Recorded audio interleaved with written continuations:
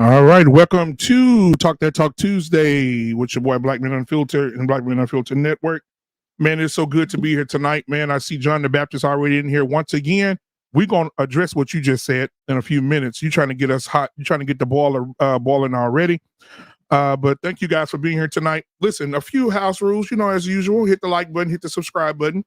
Go ahead and if you want to donate to the channel, you see at the bottom of the screen that the Cash App is rolling at the bottom of the screen. If you want to give a super chat, you could do that as well. I would appreciate everything. Also, if you want to hit the like button, hit the subscribe button, that's even better. Anything that you can do to contribute to the channel to continue to help the channel grow. I appreciate you guys so much. All right. Tonight. Submission is not slavery, it's liberation. All right. Submission is not slavery, it's liberation. I got a panel out this world for tonight. And I want to bring that panel up. But I just wanted to give a few house rules. And then we'll be right back. And when you see us again, everybody will be up on this panel. All right. We're getting ready in the back right now. Everybody will be up. Everybody going to get your wine, go get your husband, go get your wife. Tell your kids to go to bed. It's about to go down, ladies and gentlemen. And I appreciate you guys for being here. All right. We'll be back in just a second. And everybody will be back on the screen. Here we go.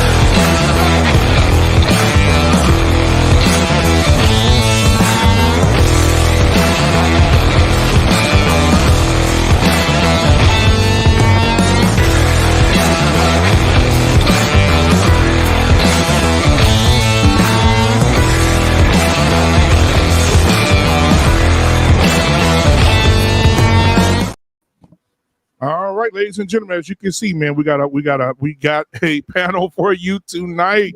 All right, ladies and gentlemen, we got Ruckus in the building. We got Tyrus in the building, running back. I don't know, he got some watermelon. I don't know what that is. He got to run back to the camera with. Okay, I see you, Doc. All right, we got Tyrus in the building. We got JT, Lady Di, Coach K, the Real Precious is in the thing tonight, man. Listen, when Lady Di and Real Precious show up, you got to ask for autographs. These are celebrities in the YouTube game, so you got to ask for autographs when they show up. And we got Hink from the basement in the building tonight.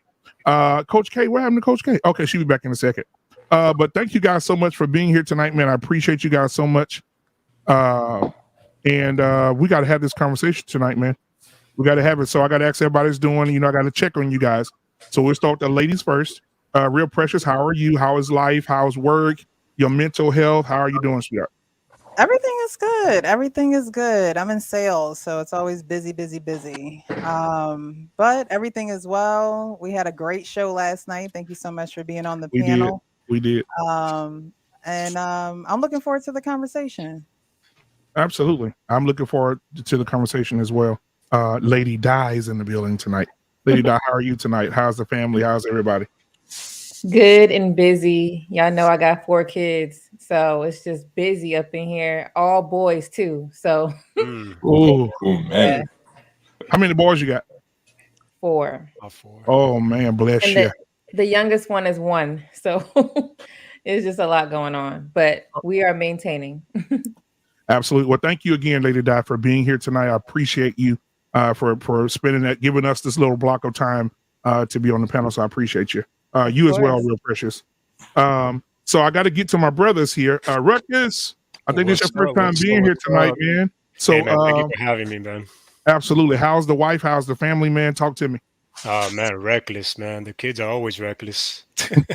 No, but they're doing well, man. Everybody's healthy. Everybody's energized. You know, everybody's doing what they're supposed to be doing for school.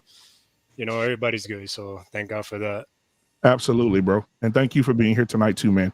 Yeah, for sure. Most Tyrus, how are you tonight, man? Hey man, what's up? Thanks for inviting me again. I'm doing good. Ruckus, nice to meet you. I think you in your garage? Yeah, that's what I'm saying, bro. You gave me competition, bro. I was like, yo, I'm supposed to be in the garage, bro. Oh man, I'm already starting a cult BM. You see that? I Nice see to it. meet you, Ruckus. Hey, Nice to the see you, GG, the lady. garage gang, baby, the garage Hey, gang. yeah. It's only temporarily, though. I'll be out of the garage in another maybe 2 weeks or so. Okay, cool. JT, good seeing you again. The real, nice meeting you.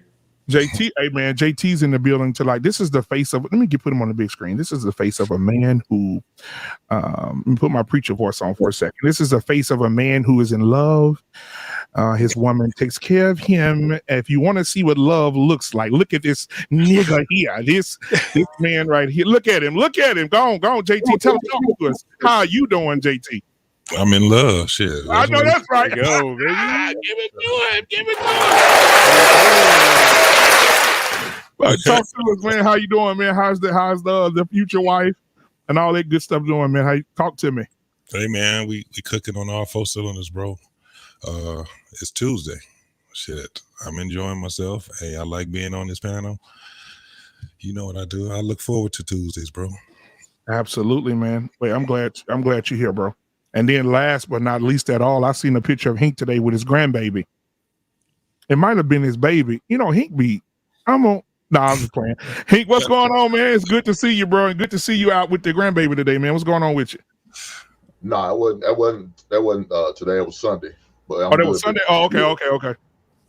Yeah, man. Beautiful grandbaby, man. So talk to us, man. How you doing? How's the family? Oh, we all good, man. We all good. Getting ready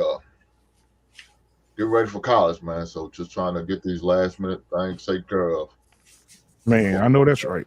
We send them off, man. So that's the most important thing right now for me. Has he chosen where he's going? Oh yeah, he chosen the sign. So we just wait for the day they got a report. Yeah. He has to report in July. They start practice August. Summer school starts in July. So yeah, we good.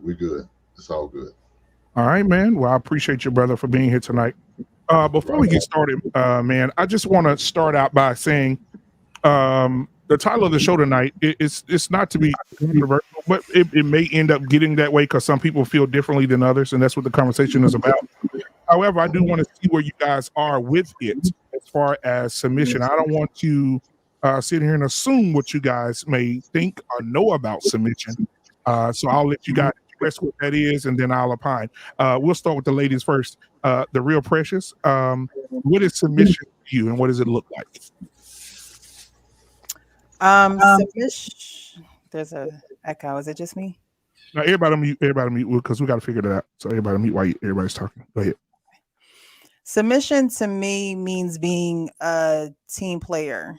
Submission means knowing that you were created to, as a woman, you were created to be a helpmate.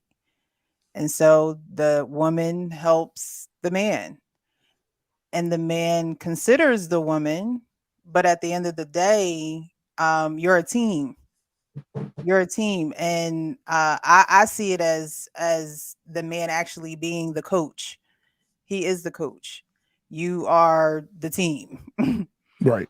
You know, and anytime you're trying to knock heads or go against each other, you're actually a slave to everything outside of your relationship. So that's how I see it. Wow, absolutely. Man, woo. Okay, you didn't start it out coming in hot. Lady Di, come on. That was deep. Yeah, it was. Come on. So submission is just a form of respect for your spouse as a lady to your husband. If you don't submit to your husband, then to me, you're just not in a healthy marriage. Because if you take the submission out, all you're going to be doing is competing and battling all day and in competition with your husband. And that's not healthy. Submission doesn't mean slavery. Submission, like I said, means respect. It doesn't mean that you don't have a say-so. It doesn't mean that you can't do something that you like to do, because you can, because your husband respects you as well. That's why he chose you to marry yourself, right? So Mhm. you get the same respect back, but just in a different way.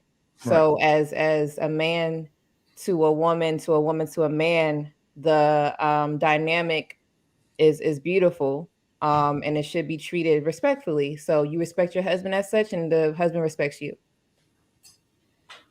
Absolutely. Hey, Tyrus, you heard the ladies. What are your thoughts? I always thought submission from a human perspective was always two part. You know, submission is not only um, proposing an agreement or a contract, but it's actually the other person willing to accept that. Right. That's what it means to be to submit in a relationship, is a proposal or a contract that the other person's willing to agree to. Okay. And now, JT, what are your thoughts, brother? Well, yeah, I think that submission is definitely a yield to a higher power. For instance, men, we yield to the Almighty God. You know, so it's kind of like to do the will, you know, for the greater good. So whether it's the wife submitting to the husband still submits himself, because that's the one that protects. He's still a servant to, you know, his family, because he's the protector, he's the provider, he's, you know, the pretty much the one that heads the household. So it goes both ways, but it's definitely a yield to a higher power for the greater good. All right. All right. All right. Let's get Hink in here. Hink, your thoughts. What else need to be said? I mean, I think everything was covered. But I'll tell you this: it's something. If you got a good woman, you don't have to ask for it. It's a given. So let me just add that to the mix. I agree. So Ruckus, did I get you? No, not yet. But I'm man, ready for you, Ruckus. I'm ready for you. You put me in a little pickle over here, man. Everybody gave all the good answers. Sheesh. Submission. Well, I'll follow what JT said. I mean, everybody gave great points. You know, it's just is submitting yourself to a higher power for a higher cause, right? It's serving for the purpose of advancing somebody else's cause besides yourself. You know, not only advancing, but also being expendable towards that cause. Because I think we make submission something out to be like a curse word, you know, in relationships, when in reality you're on a mission. You're just yielding your priorities to advance a higher purpose, a higher mission above yourself. You know, now that may look different, you know, to the woman that said I do to the man, right? Because every single man has different purpose. But yeah, it's putting yourself secondary to advance another person's cause. That's what I would say a submission is. All right, man. Appreciate that. Appreciate that. So thank you guys. I'll give my perspective. I think submission is that as well, especially when it comes to a marriage and you come from a biblical sense of things. I think that submission is not slavery. We'll get into that later. But I think submission is when someone says, you know what, there's two people in a relationship. There's a protector, there's someone who covers, there's someone who provides, there's someone who nurtures. And so I think that a lot of women who are in those situations, what's up, John? A lot of women who have submitted to their husbands and live in that, I think have the most successful marriages. But we'll also get into that as well. But my next question is this.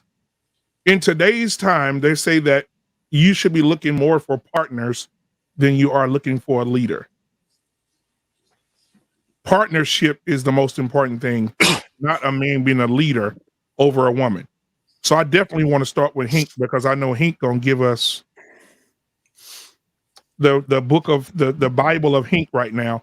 So Hink, what are your thoughts when they say when you meet your woman tell you, hey Hink, I don't need a leader, I need a partner? What are your thoughts on partnership? I'm a heterosexual man, so I don't believe in that shit. Because at my time, when you talk about, say, your partner, yeah, they y'all one and the same. We're not the same because I'm not dating no man. So, yeah, that's not how we roll in the Hinks household. So if my lady said we're gonna be partners, I said you better go out there and find you a bull dagger. This ain't how it is. A bull dagger. Shout out to the 80s and the 90s. Oh man, I ain't hurt bad, To bro. the grandmamas and the grandpapas. that is an old terminology right there. There he is. What's up, John? So we're gonna pass it up to Tyrus. Tyrus, do you feel like marriage should be a partnership, or do you feel like marriage should be male head, wife follows? It's inherently a partnership. That's what a marriage is. That's what wedding vows are. It's inherently a partnership.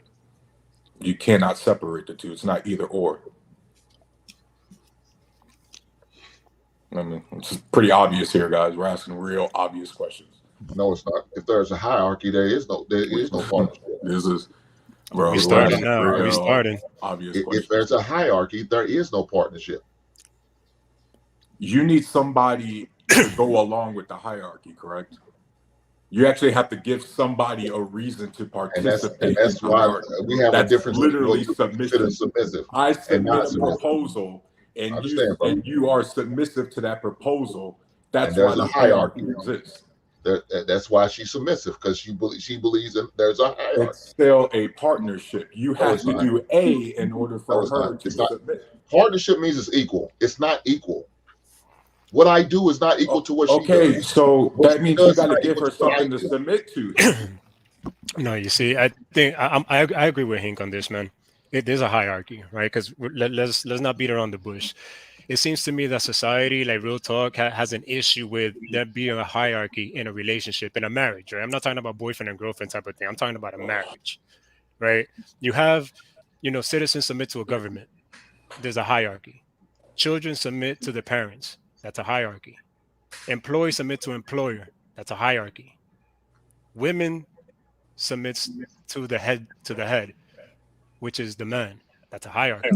We can't just pick and choose when we want this hierarchy. We live in a hierarchical structural society and world. The whole world lives under a hierarchy. You can't get away from it. You can't. It's impossible. Right, and but it's still a partnership. You see, once again, you guys keep confusing the two. You guys keep thinking it's a very linear path. It is a partnership. At the end of the day, Ruckus, you can be in a hierarchy all you want, but the woman you're with still has to agree to the contract, if you will. Correct? She did. What's the definition of partnership? The women over the head with a. But she said I do. No. What's the definition of partnership? What's the definition of partnership? It's a partnership. What's the definition? What's the definition of partnership? I got it pulled up right here, sir. The definition of partnership is the state of being a partner or partners, an association of two or more people of the same. Again, I said I'm a heterosexual man. I'm not a homosexual man. I don't have a partner. I don't have a man I'm dealing with. I'm not married to a sexual orientation have to do with this conversation? Because again, give the definition again, black man. I'm sorry. What does your sexual orientation have to do with this? It says an association of two or more people as partners. It says a business firm. Will go through the second one as well. A business firm owned and run by two or more people of the same. Okay. So now, what's the definition of partner? All right, let me take that. Let me take the ship. Hold on, here we go. We're gonna break this down. Here we go. Either of a pair of people engaged together in the same activity.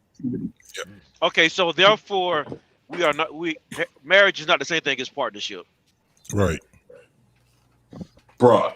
Yeah, in a covenant, there's no equals in a covenant, right? Marriage is more than just a contract; it's a covenant. So there's a hierarchy even in the covenant, right? One person promises something, and the other person, has to meet those prerequisites in order for that covenant to continue going. Congratulations, right? Ruckus! You literally just described the contract. You literally just did you hear the definition? Yes, I did. I'm reading it right now. Did you actually but listen there to are what you said? there are consequences to breaking the covenant, right? There is severe consequences because we're talking about something AKA that's very your marriage vows. There's consequences to So breaking your so marriage real vows. so real. Let's not beat around the bush, Right, right, hold on, couples? Let's Tyrus, not beat hold on, around the guys, bush. Wedding because we vows. got, hold on, guys, we're gonna get to that, but we gotta get everybody else in here as well. Let's go ahead with the ladies. So, Lady Di, I want to get your thoughts on this as well. So Okay. go ahead. So how I look at it is, if you look at just sports, so you have the head coach, and then you have the players. Mhm. So the players are quote unquote submitting to the coach to his demands. So his demands are to, do this type of play, show up on time, do this practice move that I told you to do, in a respectful way. Right. That's not a partnership. The team players are partnerships because they're playing amongst each other. And then the coach is just someone who tells them what you can and cannot do. And you have to submit to the rules of the coach and the team. So that's how I look at partnerships And and even on versus and even on, leadership. and even on the team, there's a captain. Right. There's There's a a captain. There's a leader. Mhm. At some point, when we're talking about the covenant, there has to be a leader. You can't have two people driving. There's only one steering wheel. How? Someone has to be able to be. This is that whole thing of submission. Why would you even need submission if you didn't have that then? Why would you even need someone saying, listen? You don't, JT. Why is it that I'm the only one ever trying to Because you define don't believe in what submission. submission is? Once You again, don't we believe on it. the same So now page. we understand why What do you feel the you way mean you feel about submit? partnership. But We understand that. there's a process in this whole thing. Hold on, guys. I'm gonna let y'all get that, but I'll get the lady. I'm gonna get the ladies, and then we'll get the guys. So, Absolutely. Coach, what are your thoughts? I don't think I heard the So- exact.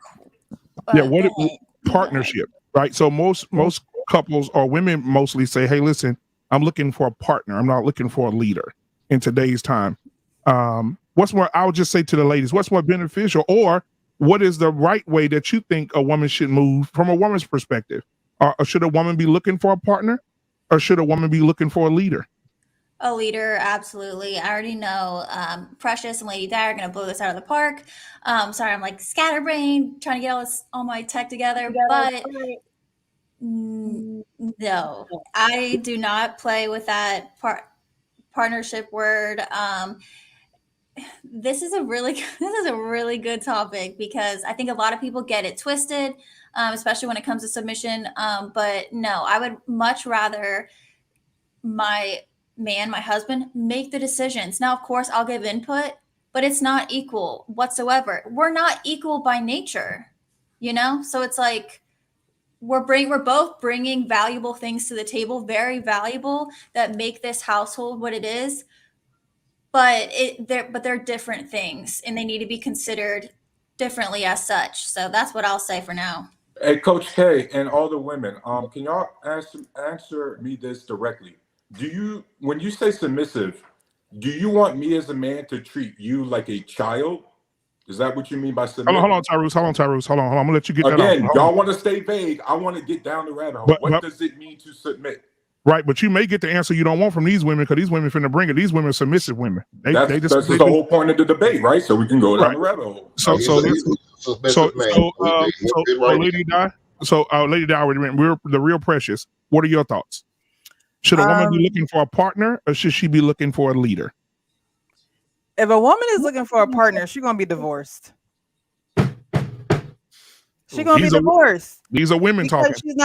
she's not going to respect him, like Lady Di said. Part of submission is respect. I respect you so much that I know that you're going to make the right decision. And even if you don't, I still respect you, and I like you so much. And I love you so much that I'll be there for you to even figure it out. And if you need my help, because that's what I'm created for, and you picked me for a reason, then I'll be there.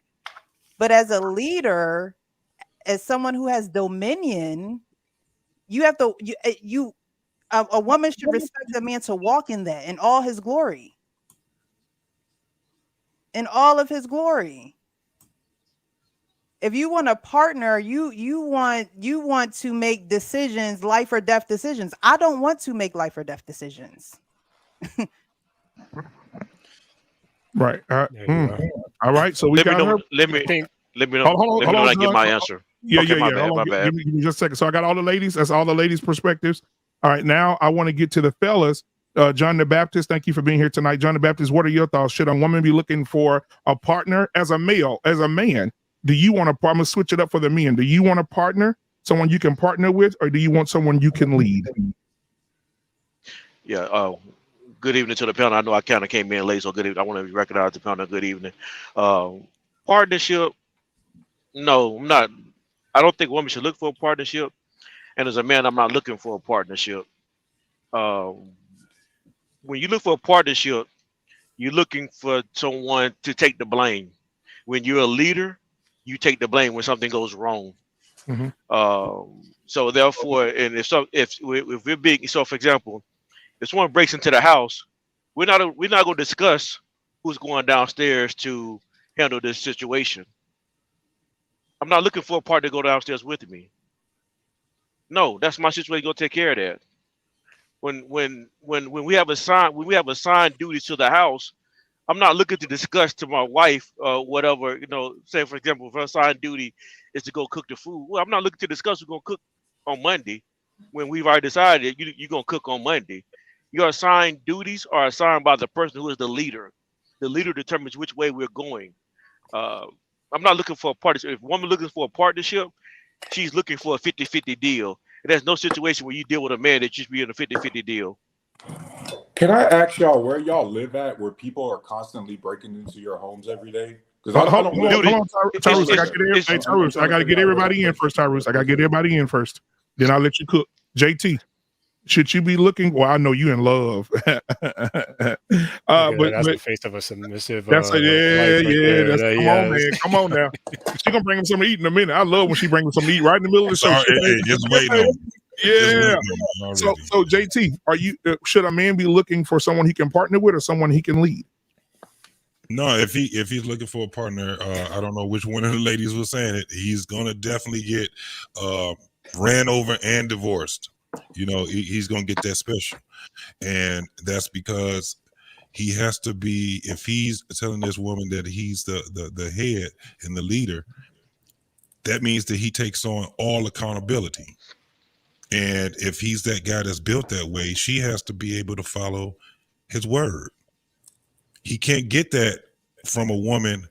And I understand where Tyrus is coming from, but let me tell you something. If you lie to your woman, if you're not honest, if you don't tell her, if your word is not bond, you're not qualified to be that leader then. How many times have I said that same exact thing, JT? Since However, no, what I'm saying is that means that you have a lot of work to do in order for that to happen. Because if you stay on that same page, you will get divorced. She will leave you. Therefore, if that's the case, then there's no partnership. That means that you are the insurance. You're the insurance. You're the covenant. You're the one that's going to be protecting her. Not because of somebody come in the house or whatever. That's one of the things. But you also lead with logic. And so if you nod your head, then that means that there's no partnership then. That's a lot of one of the things I do understand is that there's a lot of responsibility when it comes to being a husband. Yeah, I know. I've been doing this for 15 years. I think I probably know better than anybody on this panel. Hold on, Tyrus. Probably not Tyrus, because I've been married too, bro, for a long time. Right. I'm gonna be clear about that. I'm gonna let you get it, Tyrus, but let him finish this so I can land this. Yeah.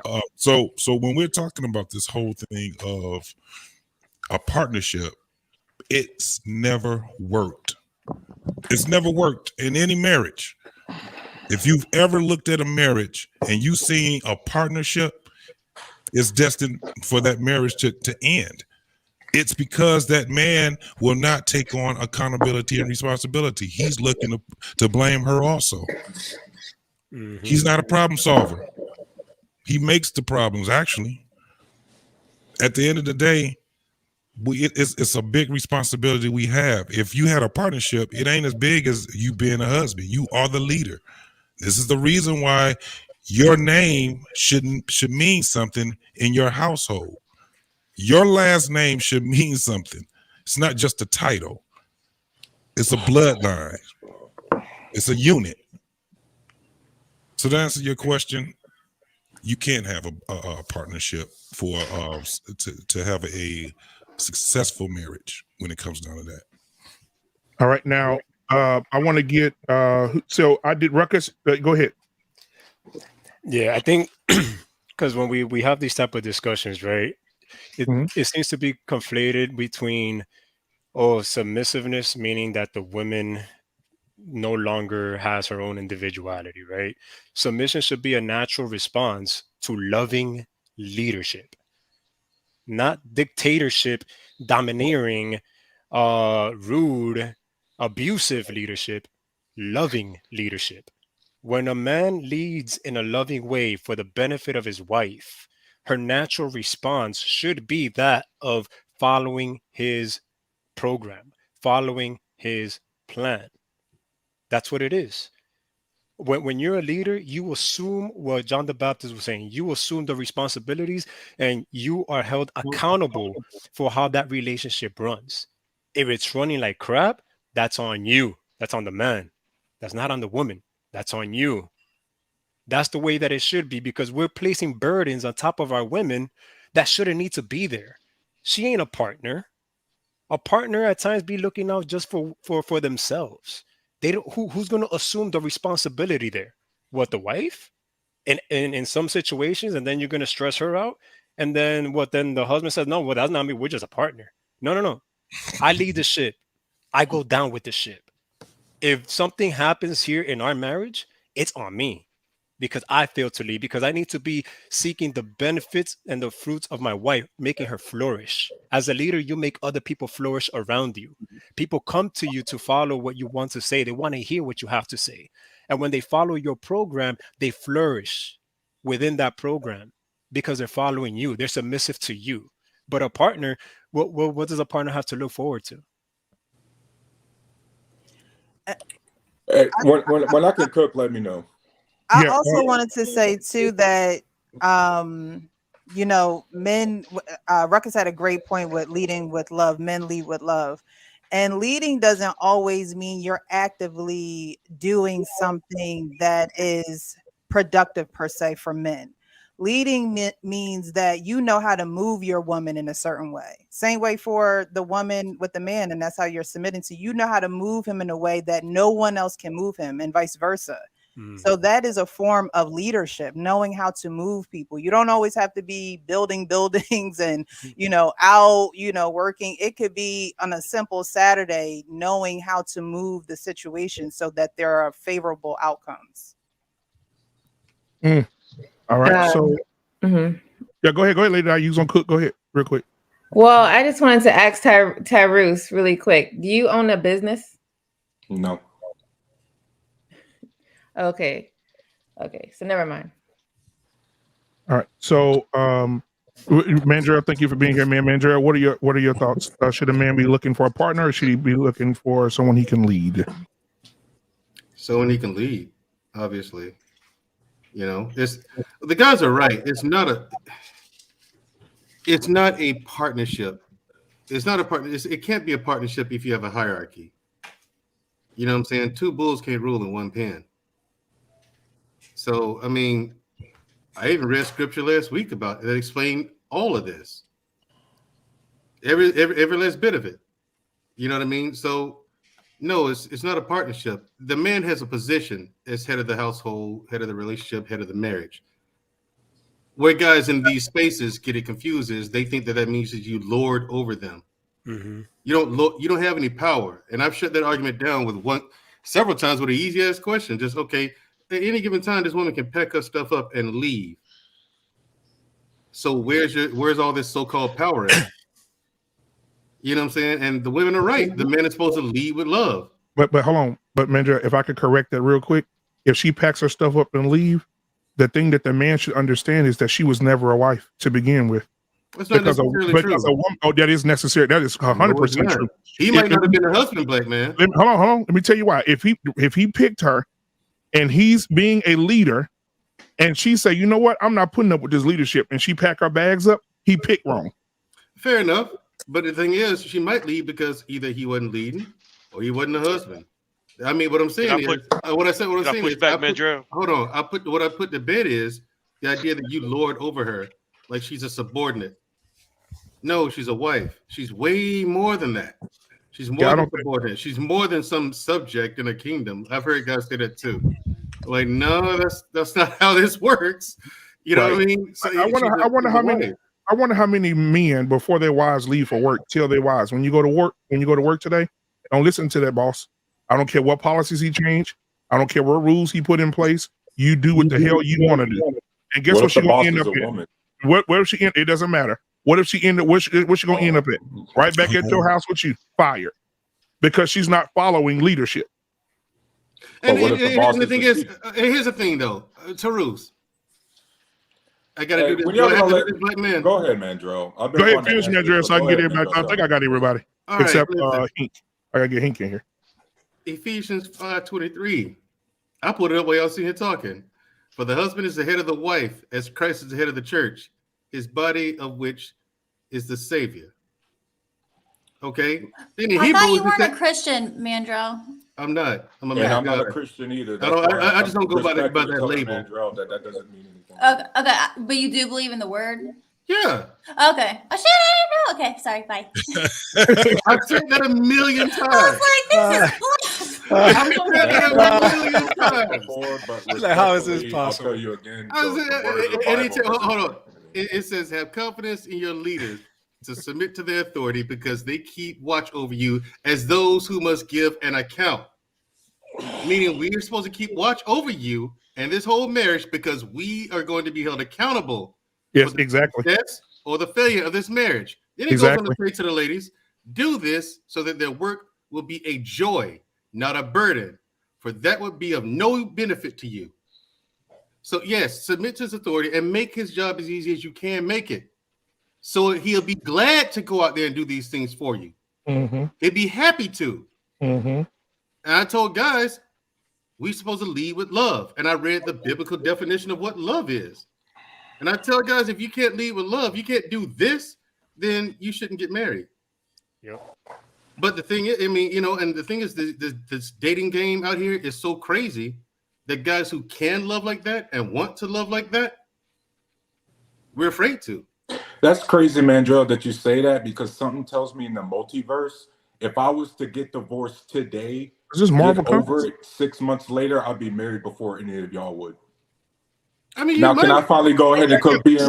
Absolutely. A lot of women are looking. A lot of women are looking for partners. Go ahead, Real Precious. What is the multiverse? Am I?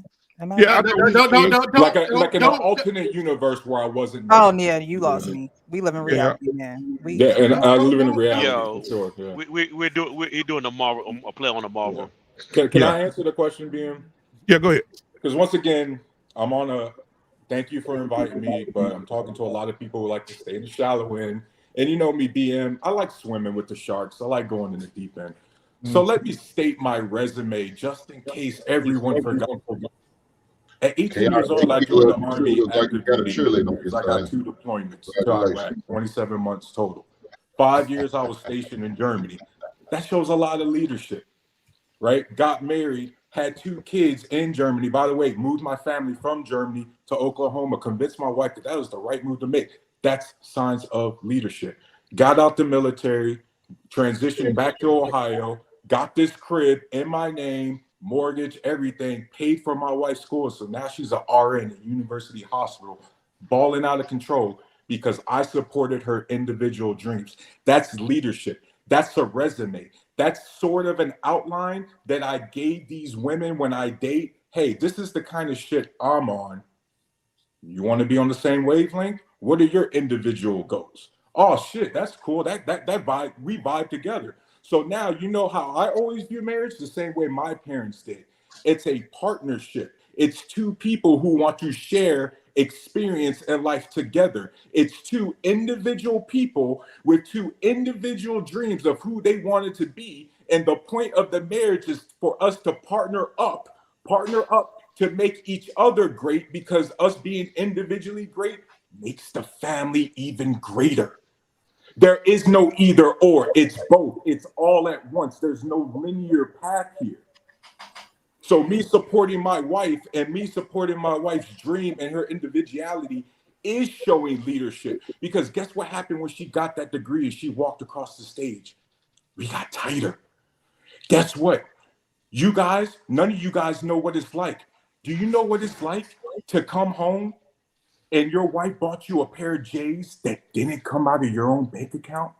Yes. Do you know what it's like that Yes. Christmas presents are all across the fucking floor?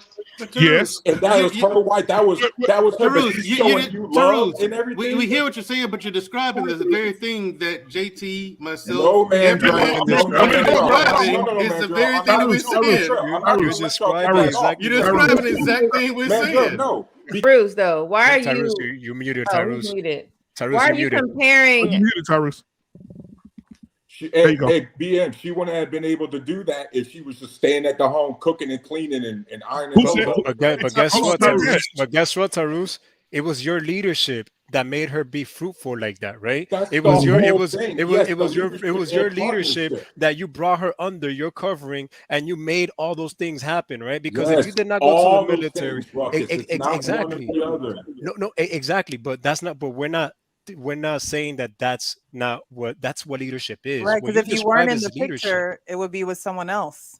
She would be No, doing it that with probably someone wouldn't. else. What if she got with a scumbag? Or what if I was the scumbag? But you You know what I weren't. mean? You were the leader. I'm just trying to figure this out. Hold on, But- man. You talk about partnership, but you got two different accounts. Two different accounts. You said out of her account. She bought you some Jordans out of her account and not with your money. Right? Bro, we have dual Hold on, that's checking what you accounts. said now. Oh my God. I'm talking about your words. Think about what you said. Hey, do I need to explain to you what a joint checking account? Bia, can you share my screen so I could go over banking 101 with E? Because clearly his mom didn't teach him your wife anything. bought you So some can you Jordans share my screen out so I of could go her to the bank account. and show him how to open up a savings account, open up a Roth IRA, maybe open up E-Trade, something like that? Because he clearly Brother, I doesn't got all know that. anything. I got all of that. Do you? Then you know what a joint bank account is, right? You're missing the point. You're missing the So point you that he was let her- asking you. No, Go ahead, y'all go missing ahead, the son. point. Go ahead, Hey, John. Go No, ahead, he- John. No, we understand your point. We're saying that that's leadership. What you did for Okay, your Ruckus, wife. but that's the thing. what Nobody you did- describes it like that. See, But Ruckus, here's what you don't understand. A lot Okay, of go these ahead. dudes, Ruckus, you and BM are on the same wavelength as me. But a lot of these guys come up here and the guys in the chat, they talk about Stepford wives, Ruckus. You need to understand that. The wives Hey, who bro, got to wait. maintain the image in the home, who got to do this, they mean traditional. Like she stays at home and does fucking nothing except do everything that supports Can I you interject? individually. That's not true. That's Yes, not that true. is true. I'm You- there. Can I Absolutely can I That was interject? absolutely not true, bro. Absolutely true. That's I'm probably there. So I want to say. So I Hold want on, to say this. hold on, guys. Hold on, guys. One mic. John the Baptist, and then we'll get everybody else. John the Baptist will go to the ladies. Go ahead, John. So first of all, if your wife is an individual, has individual goals, and they're separate in your vision, then you're already on the wrong foot. So let's get this straight. If What you that are ain't the making leader, so if I don't want to be an I'm not RN, that speak- means I'm- we're not compatible? What? Let him finish, Tyrus. Let him finish. Let him finish. Go again, ahead. if you are the man and God is giving you the vision of your home and the visions for the family, if your wife picks a career that does not fit the vision in the direction that you're going, first of all, you're correct. You're now in a partnership because she's doing something outside of your will. A woman's created to be a helpmate to a man. So therefore, if she picks a career that's not working towards your vision, not only is she your partner, she's also committing adultery in the sense that she's helping another man prosper his business, not your home. Now, What if you just choose her, described as somebody breaking contract and not being a partner. If she or I'm he not is talking. going I'm not. against I'm what not the good speaking of the to. I'm not family, that's speaking to literally you. the opposite I'm not. of partnership. I'm not You speaking. need I'm to not learn speaking. definitions, John the Baptist. I'm not speaking to your situation, dude. I'm not speaking No, to you. we're speaking in general, and in general, what you just described is the opposite of a partnership. Okay, hold Going on. What? outside So, of what's so good for the family, bro. right. Let's get the real Precious. Real Precious. What are your thoughts on what you're hearing right now? Because I mean, she up there look like she's in awe. So what you got, the Real Precious? Look, I mean, I believe what he did was leadership. You saw a way to make whatever it was work. Yeah, no one You has saw a way. said it's not leadership. You No saw, one. right, but you said it's partnership. You didn't say it was Yes. leadership, but you said it was partnership. So because we're saying it's leadership doesn't make us wrong. Don't I have to partner with someone in order to lead? Isn't that like step-by-step process? I You gotta should be a partner leader with before somebody you to have to lead. partner with someone. That's what Well, who can I? a man builds. He's in the field. He's working. He's collecting his crops. Well, real press, you're not talking And about a in a leader. partnership, So you aka a gotta marriage, aka a contract, I gotta rely on my wife or my girlfriend to hold up her end of the bargain, right? In the partnership. no. You So, should hold Yes. it up. No, Tarus, wait, that's not. You So hold it she up. could just do. So she could just say "fuck the wedding vows," right? yeah, but Right. Tarus, real quick, She could. when you guys got married, man, God bless your marriage, bro, because Yeah. 15 years, bro, that's very commendable. I think a lot of people should take note on the I longevity want of as many marriage because we people. don't Thank see you. that a lot. I've been married now for 7 years, and we're gonna hit 8 years in May. But Congratulations.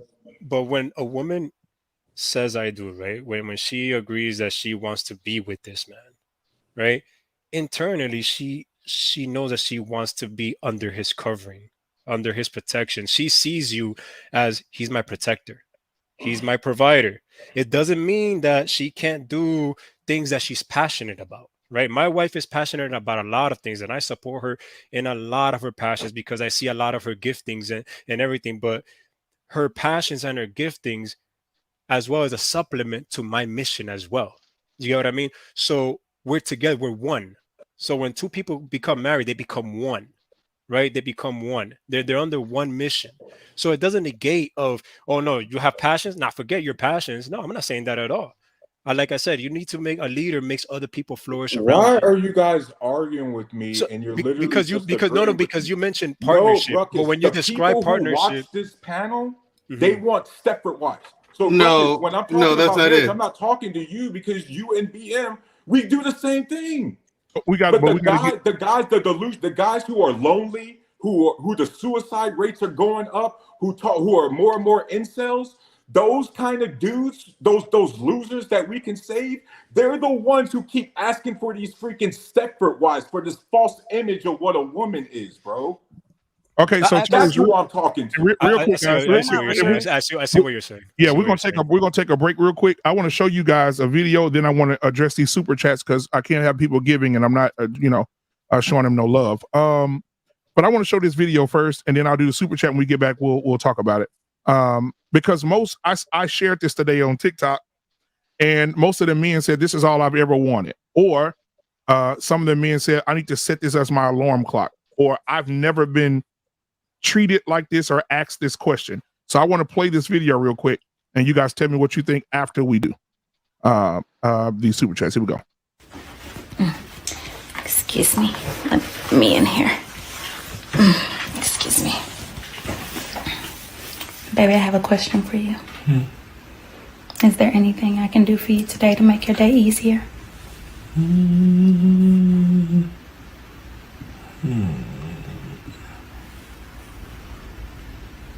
No, I'm good. You sure? Yeah. You sure? You can pick up the kids from school. I can do that. Okay, doke. Anything else? I'm hungry. You hungry? Okay, Miss Michelle. What you want to eat? I don't care. Okay.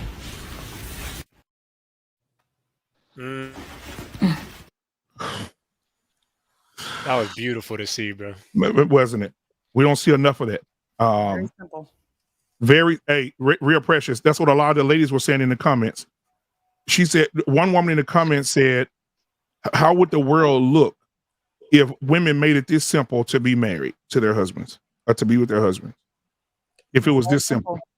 Yep. I think the problem is people really don't like who they with. I honestly think that that's the problem. Yeah. And Because also, if you truly liked Let's who get the you lady were first, with, Andrea. yeah, go ahead. you know, when you tired, when you don't feel like it, when you're, you know, you still gonna do it because it's just like I really like this man. You know, love is, you know, you need love, but you really need to like him. And he's not like, you better do it. Yeah, you know, it's not a bother for you to do it. It's not slavery for you to do it. It's Right. a pleasure for you to do it. Submission is, and my grandmother said, submission is a woman doing for her husband without him having to ask her to do it. And that woman right there, that man asked for that. He was sitting there probably watching TV, right? And when she posted that, she said, "This is the question that I ask my husband every day." She said, "Clears the air for me and my husband every day." No, So why? Go ahead, Lady Di. But why are we acting like if a woman submits to her husband that the man is not doing for her? Why are we acting like it's just about the man? And it's not about the man. It's about the man and the woman. Why is it so like one side? Every time we hear the word submission, it's just like man, man, man, man, and the woman that has nothing, no benefit, nothing. She's just a slave. That's not what submission is. Submission is more than that. It's just like I was saying earlier, it's just about respect. Just like the husband respects his wife. It goes both ways. It's not like a one-sided situation. There's no healthy marriage that is just, oh, it's all about man only and not about the lady that he's with. So maybe, I don't know whose relationship you guys are, so whoever, some of you guys are looking at, but a healthy relationship is just about, let's say that video, all she's asking him, hey, is there anything that I can do for you more, right? She's trying to make sure that he is oversatisfied. I don't see nothing wrong with that. Just like I'm pretty sure he's doing the same. So let's say she isn't working, right? Because it's not that she's not working, she don't do anything. But let's say she isn't working. That is a form of submission because now she don't have to worry about going to work and you know, providing income to pay for the nice house that they're probably in and the whatever cars that they're driving. So it's like you give and you give and you take. It's not like a bad thing. So I don't want anyone to think that submission is bad. It's good. As long as, like Coach K was saying, you ain't trying to slap me upside my head for me to do something. But see, Lady D, I never considered that. I didn't consider that video submission. I thought that's just what loving people did with each other. Like, yeah, that's a reciprocation of love. You can tell that man is doing what he's supposed to be doing by the way that his wife is naturally responding to him. I think submission, sometimes we also just focus more on the outward acts, but it's something that it's an internal, it comes from within. It's come from a peaceable and quiet spirit. I want to upset this for a second though, Ruckus, because I don't want to make sure that I know y'all want to talk about the word love, and I get that. I rock with y'all on that one. But I want to do this for a second. I don't want to focus on the word love from an emotional American Western culture society. Correct. I want to focus on more on the word duty and standards and what's expected. Now, I'm not saying that a love can't be a part of what we're talking about. I just want to make sure, because of what society we live in, that we don't use this emotional word and lose track of what it really is. You're right. Yeah, you're right. Yeah, and I just wanted to clarify something that Tarus, what you're talking about is not partnership, it's coupling. Two people couple together to do this. Okay, the definition of coupling is the act of bringing or coming together. That's what you're describing. You're just using the wrong word. The thing is, you're just using the wrong word. Mandro. That's what I just. I'm just saying you're using the wrong word for it because it is not a partnership. It is a coupling, guys. I'm really sorry. I just called it being happily married. I'm sorry. Yeah, but in a marriage, and I know you don't. Like I said, everybody's beliefs are different, Tyru. So the way you run your household is on the belief that you said, you know, you don't deal with the Christianity thing, or you don't deal with believing in certain things. Most people that do believe in that, we can't downplay what they do because they have successful marriages. Again, I come from a family of my grandmother. It's married 63 years. My mom and dad just celebrated 40. Oh, BM, right? I know your history well, and you know I agree with that. What I was saying was there's too many people, because even like you said last panel, the Bible don't say the woman got to stay at home and cook and clean and do all that crap. But that's what I'm saying. A lot of these dudes, these misguided men who are single, more and more single guys, That's the image of the women they're trying to portray and trying to get these women to act like Stepford wives. That's not To your the point. Bible. To Don't your say point, They anything. don't though. say that I she's don't supposed to like. be a boss I baby might not Hold be on. either. religious. To your point. I To your might not be point. religious, What's but a I don't like it when what's a people Stepford weaponize wife? Christianity What is just that? to try to control just try to control women, bro. What, I'm not what's with a that. what's I a step what's respect a So Stepford issues. I wife? don't What is respect the that? But so weaponization. hold on, Tyrese. So a stepper wife is a wife that a man he creates her and then he rules over her. Is what he's saying. Now let me tell you what Tyrese. One of the things that I wish you could see. I'm from the dirty South, and if you come to the South, I go to my grandmother's house today. Me and Ruckus and Mandrell, JT, John, Hink, all us can go to my grandmother's house and we eat real good because she cooks really, really well. And after she gets done when we get done eating, Mandrell goes over to the sink to wash his dish. And all my mom and my sisters and aunties are there. Guess what's gonna happen? It's gonna be like somebody said, somebody's shooting. You know why? Women do not, they don't, it's just in them. They don't allow a man to do nothing. My grandmother gonna be like, I know you lost your mind. You done went to Texas and lost your mind, boy. You know you don't wash no dishes here. Oh, who is this, Mr. Hink? Mr. Hink, you tall, boy. I like that beard, but you don't wash dishes here. That's nothing for a man to do here. You don't do that here. She'll call the women over, and the women will start cleaning, washing dishes, sweeping the floor. They don't allow men to do nothing, and they were not told to do that. They were not bossed around to do that. That's just what's in them. They wouldn't even be asking the women to do that naturally. The They women just do would it naturally. already just do it naturally. Right, Ruckus. That they don't say it, they command it, right? That's a different that presence. Yeah, there is the presence. It's just that's just what they no. I'm saying what that's they what the women just do that naturally. They just do when it. I first got married, when I first got, we was about 10 years, we was about 8-9 years into our marriage, and I had his man invite me to a church one time, and after church we went to a dinner at his house, my wife, myself, and my kids, and as soon as we got through eating, me and the gentleman that invited me to the church, we had dinner, we sat there and talked. My wife got up, went to the kitchen, and then I had to say a word to her. By the time we got married, I didn't say anything to my wife about serving my plate. She just did it. And she wasn't even raised to be a wife. But from the time that she got married to me, she just fixed my plate and sat it down in front of me the first day we moved in together after we got married. She sat my plate down in front of me. I didn't ask her to do it. She just did it. We wake up on Saturday morning and she would tell me, she would clean up the house, and I would try to clean up the house. She would tell me, no, I got this. I would go shoot basketball and watch the cars. That's her playing. That's doing her duty. John, you gave her a reason to do that for you, though, correct? A reason to be like that for you? No, but what I'm Tyrese, telling you, hold on. What I'm telling you is, go ahead. from day one, before we moved in together, when we moved in together, from day one, she did this. I had nothing to do with that. She did that because she knew her role and her duty. And she was raised that way. Y'all had no expectations or conversations about so Tyrese, hold on, Tyrese. But for the people that are biblical people, I'm not forcing it on nobody. So listen, whatever life you live it. No, I'm asking. Like, I don't know. I'm saying from a biblical standpoint, the Bible clearly states a man who findeth a wife findeth a good thing, right? So what the Bible is literally saying is, when you find her, she's already a wife. It's a he who findeth a wife, meaning that if I meet the real precious and she's already been raised to be a wife, I don't have to show her how to be a wife, force her into being anything, boss over her, or make her be submissive. It's already in her. And some of the mistakes that men make is that they don't find, because the Bible does say a virtuous woman, who can find one? So they're going to be rare. It's going to be rare to find this type of woman. This is what scripture says. So he who findeth a wife findeth a good thing. So when you find her, she's already equipped to be everything you need. That's why John the Baptist's wife put that plate down without him having to say anything. Yeah, that's why I'm asking John. Like, this is not judgy. Like, I'm literally trying to at the time, I only made $20,000 a year. Oh yeah, see, yeah. So that sounds like. So submission to me is just in a sense of a lady being very nurturing. So nurturing is what we could probably use in this context. When a lady is cleaning and cooking, that's just nurturing. And there's nothing wrong with that. Why does it have to be where, well, he got to do it too? Why he got to do it too if you're just not naturally nurturing? Now, I'm not saying all men. There's some men that actually cook and the wife doesn't. This depends on the man and if he wants to be a chef or not. That's up to him.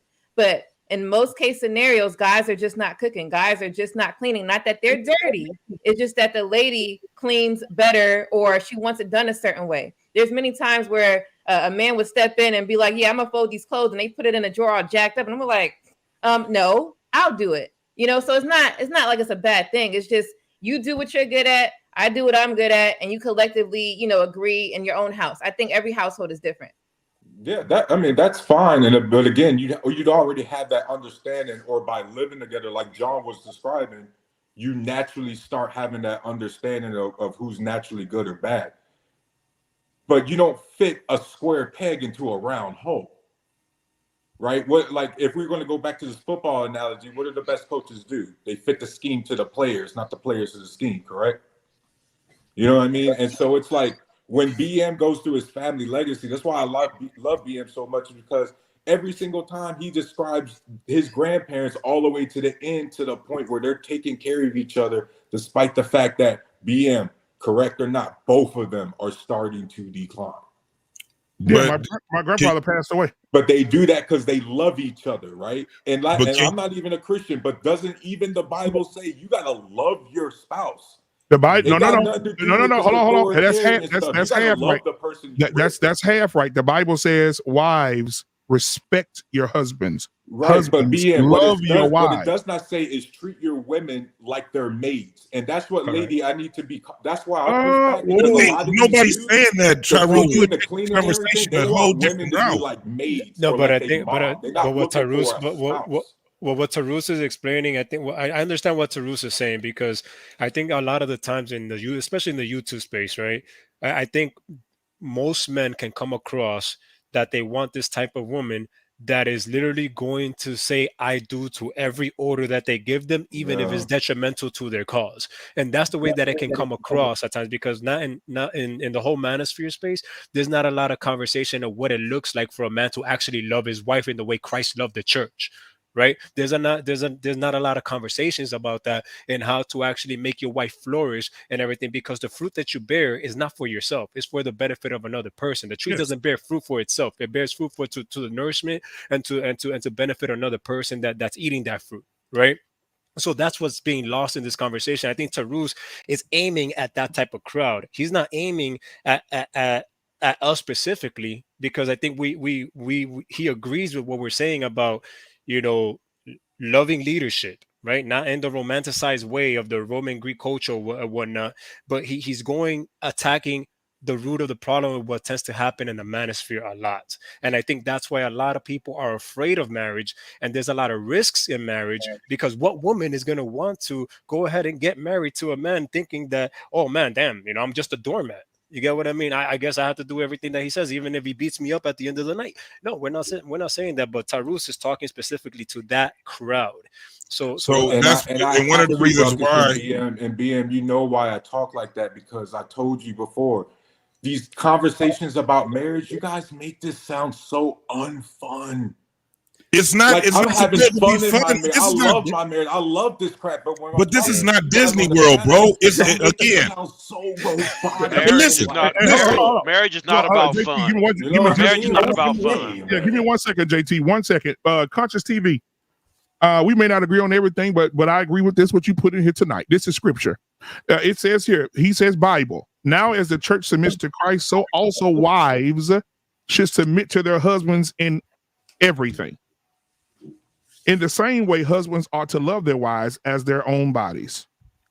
That's scripture. That's Bible. So submit to your husbands in everything, right? So that can lead into something else. But before we do that, I got to get these super chats out the way. I got to get them. Let's see here. I had John the Baptist in here tonight with a $10 super chat. Let's see who else I had in here tonight. I had the doc in the building tonight. Okay, here we go. So the doc in the building tonight, I can't see that. It's real dark. There we go. Let me pull it back up. All right, we got Doc with he said question to the panel. Where would where would you characterize a ride or die relationship, partner or lead? All right, we'll say that question. I definitely will get to that. Black Titan, thank you for the $10 super chat. Doctor came back with another. It takes strength to submit. The person has to be willing to submit. Submission is not weak. Absolutely, man. I appreciate that, and I appreciate you too as well, John the Baptist, for yours. So I'll play something. We'll take a quick break. Everybody take a breather. After this, we'll address that. Here we go.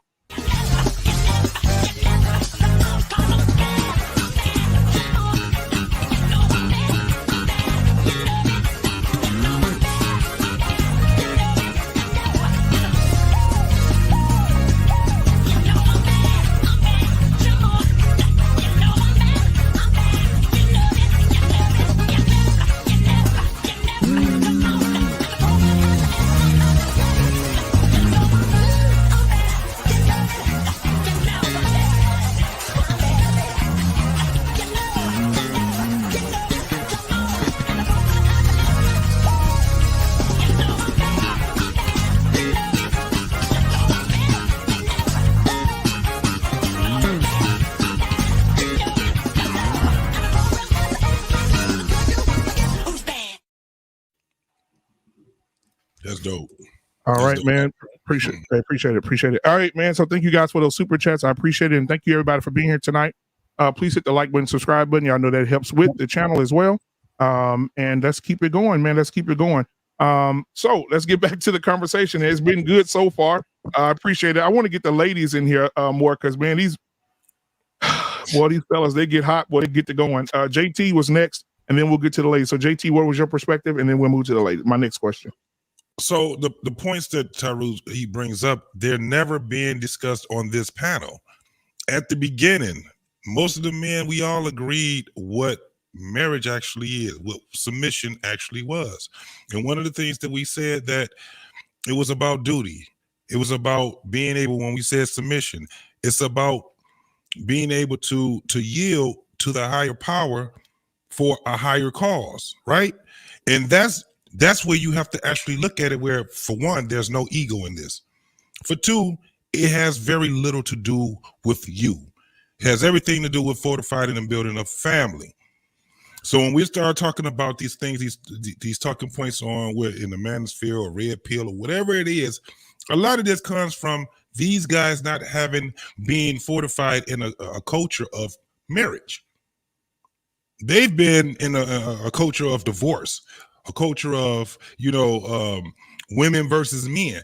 This is why they're like, we on our own now. We got to figure it out ourselves. But on here, we're not talking about that. What we're talking about is togetherness. And what does it mean to be submissive? Is it slavery? Is it not? Most of the guys, all the guys on this panel and the women all agreed it's not slavery. It's duty. It has little to do with us. It has everything to do with our kids, grandkids, nieces, nephews, everything in our community. It is a community builder, and it should be a wealth builder also. JTBM, what women out here said that it's slavery? I understand that submissive can be a very, we'll say, a defensive word for some people. They got panels and panels and panels of women saying that it's slavery. And I think it's only fair to allow the women to speak on this, because we have content creators right here in our midst and are in these YouTube streets. So ladies, we'll start with Coach K. Coach K, have you heard women say that submission is slavery? Yeah, I mean, some have said it just explicitly, or they'll characterize it as such. But it just seems like a lot of this approach is really just bad faith strawman arguments that no one frickin' said. But yeah, women will act like that. Even the simplest of things, they'll act like, yeah, it's slavery. But I know the other ladies will have more examples, I'm sure. Absolutely. What about you, Lady Di? I know you hear it. What are your thoughts? Yeah, I do hear it. And in my line of field, so I help women get married. And one of their issues is that, well, I don't want to get married if my man asks for me to submit to them. And I was saying, well, one, that conversation is really never a conversation. It's just that you understand your role, and then he understands his role. It's not like it's forced upon you to be a certain way. When you get married, it's just that it's a natural, like I said, a nurturing thing. It's not like he has to say, well, hey, you better submit to me. Anytime a guy even asks for that, that's a problem.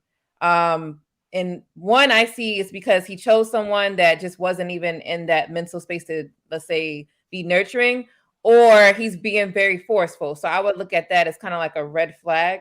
So I try to explain to them the difference between it just coming naturally to the right man and then someone just, deliberately saying, hey, do these things. So I have to break down, it's not slavery. This is what slavery looks like. This is what submission looks like. If you're hearing the negative way that submission is today, that is completely wrong. I'm married and I'm submissive to my husband, and I'm not held down to be a certain way. I am open. See, I'm on this panel. If that's the case, I wouldn't even be here. So I'm very submissive and I'm able to do the things that I like to do respectfully. So.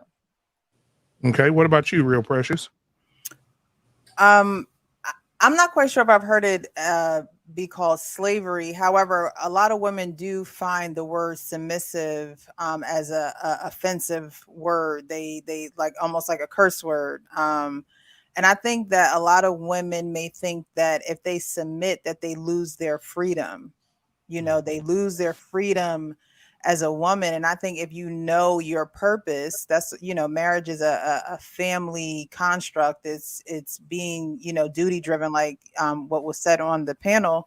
That there is so much freedom in being able to submit and being that feminine nature in that family unit. That is you have, again, if you think that submission is slavery, then you really think that you're really being a slave to the world. You're being a slave to the people that don't really matter.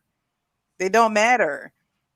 You want to keep going out with your friends, or you want to keep, doing things that married women don't do. It's you can't have both worlds.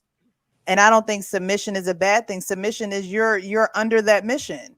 And however, the man sees fit for the mission to run, he's not dishonoring you. He's not disregarding you. Like I said, I think a man should consider his woman, but that's part of leading with love.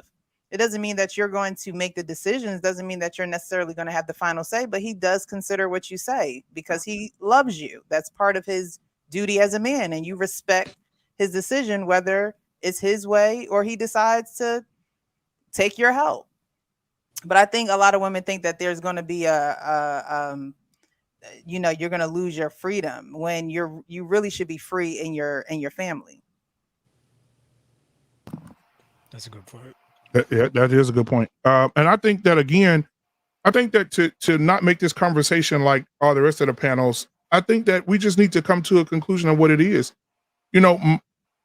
Is if a man is with a woman and he's asking her to submit, he chose the wrong woman. I think that nobody wants to go buy a car with no seats in it. When a man goes to get a car, that car needs to be equipped enough for him to be able to be comfortable in it. And so when you go get it, when you think about a car, I'm gonna get me a brand new car. When you get there and you look at that car, this car is gonna have everything. You're gonna pick a car that has everything that you need to get to from point A to point B. And it's the same thing in marriage. If you go out and you pick a woman that's a booger wolf, then you're gonna end up with a woman with booger wolf tendencies. She's gonna tell you, I'm not submitting to you, I'm not doing this, I'm not doing this. Where's your debit card? But if you end up with a woman who is equipped and who has been raised to be this woman, her mother has equipped her, her family, her aunts have equipped her, then you won't have to ask for it. She'll come into it and it'll be just like that video. Baby, how can I make your day easier? And guess what? When the man is treated that way, ladies, listen, I know you ladies on the panel know, but when a man is treated like that man was treated in that video, that man will run through a wall for that woman. That man will tear a place up for that woman because that woman is in her place. She's in her femininity and she's showing him, I love you. I'm here for you. How can I make your day easier? That question alone will make a man. Women don't understand the power they have if they only change the narrative. If you change the narrative and say, you know what, let me be more submissive to my husband in a healthy way, not the husband that's saying, hey, get your ass over there and fix me a sandwich. We're not talking about those. We're talking about the men that's sitting on the couch and you walk in and you say, baby, I just want to do something for you. You hungry? That man will do anything for you. So There's a comment that I'm laughing at from this guy Trey. It says that that's a video. Black women ain't doing that ish daily. So I really just wanted to talk about that because that's why I'm in this space as a Black female. I just want because I see Black marriages like all the time, and I'm not saying it has to be perfect, but that's one thing I see that us wives are lacking in.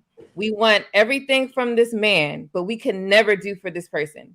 And I feel like that's the selfish part that I see in Black marriages today. So I kind of agree with that, you know, a lot of us are not doing it, but I don't see nothing wrong with doing it, especially if he is providing for you and being, you know, the type of love partner that you want.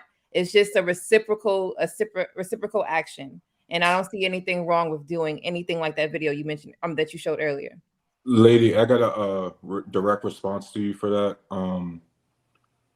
I can't speak from the Black woman's perspective of what they need to do better, but I can speak from this standpoint.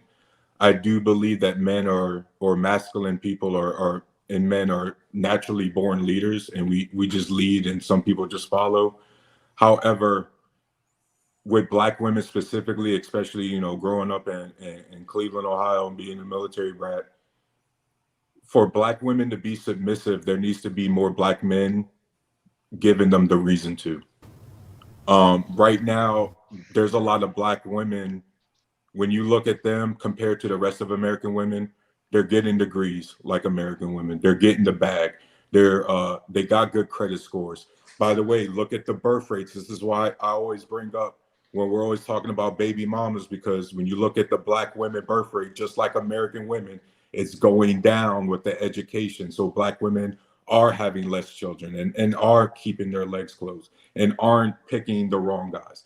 And so what I see is Black women able to adapt and evolve in a society that we men create and control. And so for I do agree that maybe Black women sometimes comes off a little bit too aggressive and too masculine, but that's only because Black women are stuck having to play both roles far too long, that by the time a good dude comes across, hey, that's a hardened shell. And so unfortunately, in order to break that cycle, that means we need to start producing way better, higher quality Black boys, turning them into Black men. I That's agree some with weak that. ass shit, though, man. That's some weak shit. Should no woman play both roles? I don't give a damn what's her circumstances. I literally just said no woman should play both roles. Now, if that happens in your household, that's your household. But should no woman have to play man and wife? So, that's where I'm talking to a wall. That's weak shit, though, man. To Taruz's point, you're a weak man, okay. I could agree that, you know, there are some guys that may need to step it up a notch, right? But remember, there are a lot of guys I need to go next. Okay, there are a lot of guys that have it together, and there's some ladies that are not even looking for that type of guy. Now, I'm a lady, and I could see people like around me making these terrible decisions when it comes to, let me find this type, or let me be with this guy. They're picking like a certain type of man. He can't have this, he can't have that. And they're missing over guys that actually are financially stable. So I believe that the problem is, lady, I actually disagree. Unfortunately, because I'm a man, I think we take the lead, which means we're responsible. The buck stops with us. And so I only focus on things that as guys can control. And at the end of the day, like, if a man wants to lead, then he needs to lead. He needs to have the resume that says he's qualified to be treated like a leader. And if the first thing out of my mouth is blaming a woman for whatever problems I got, I'm not a leader. That's not true, though. Yeah, go ahead, lay it out there, John the Baptist. So the reason why I feel that that's not true, I understand what you're saying, but so if let's say most ladies are not going to submit to a guy unless he's a certain type of man, which is very, very unrealistic. You're saying that the guy that is financially stable and able to take care and provide and protect this lady, he's not a leader because this woman. Man, do you know how many women I've ran across in my life that swim up and down? Let her finish, Tyrus. Hold on, Tyrus, gotta let her finish. Sure. You gotta let her finish, man. No, I'm saying women say things all the time. But we gotta. We always talk about. We always talk about respecting women and being over women. This is what it looks like when a man is. Well, I'm just equal asking opportunity. I treat everybody the same. I mean, Oh, okay. So Down to me too. go ahead, And Lady that's a Doc. problem. That's a Yep. problem. That's a problem. Go ahead, Lady Doc. Oh, that's my problem. American. Yeah.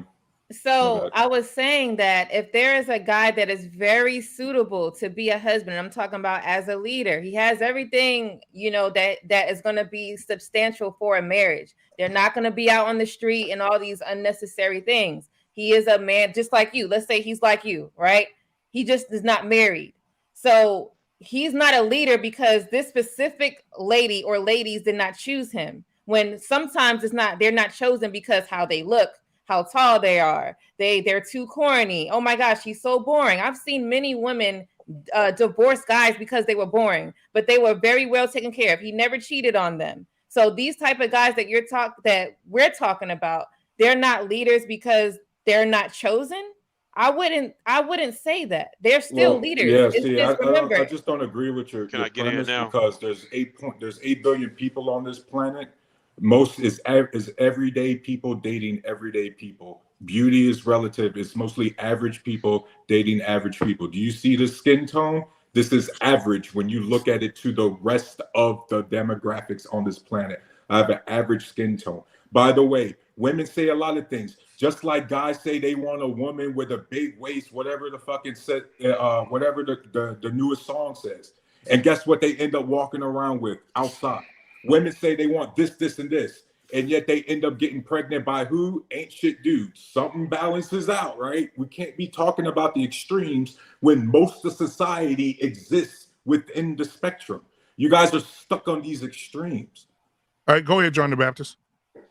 So as men and women, we have to understand when men are speaking feminist talking points. And I'm saying that to say this. When you hear someone say that a woman can only be feminine because a man has to make her feel feminine, that is a feminist talking point. Women should be feminine because they were created to be feminine. And a man, whether a man is a good man or a bad man, he should always be masculine because he was created to be masculine. One doesn't affect the other one. Hardships and hard times does not change who you were created to be. Am I the only one who exists in a world where we don't get married straight at 18 years old? Like, what are women supposed to do until they're 25 and they find a man? Hey, hold on, let him finish. But hold on, Tyrus, you gotta let him finish. You gotta let him finish. Go ahead, John. You gotta let him finish. We cannot make excuses. You made me lose my train of thought here, so I'm gonna just let rock out. You rock out, go.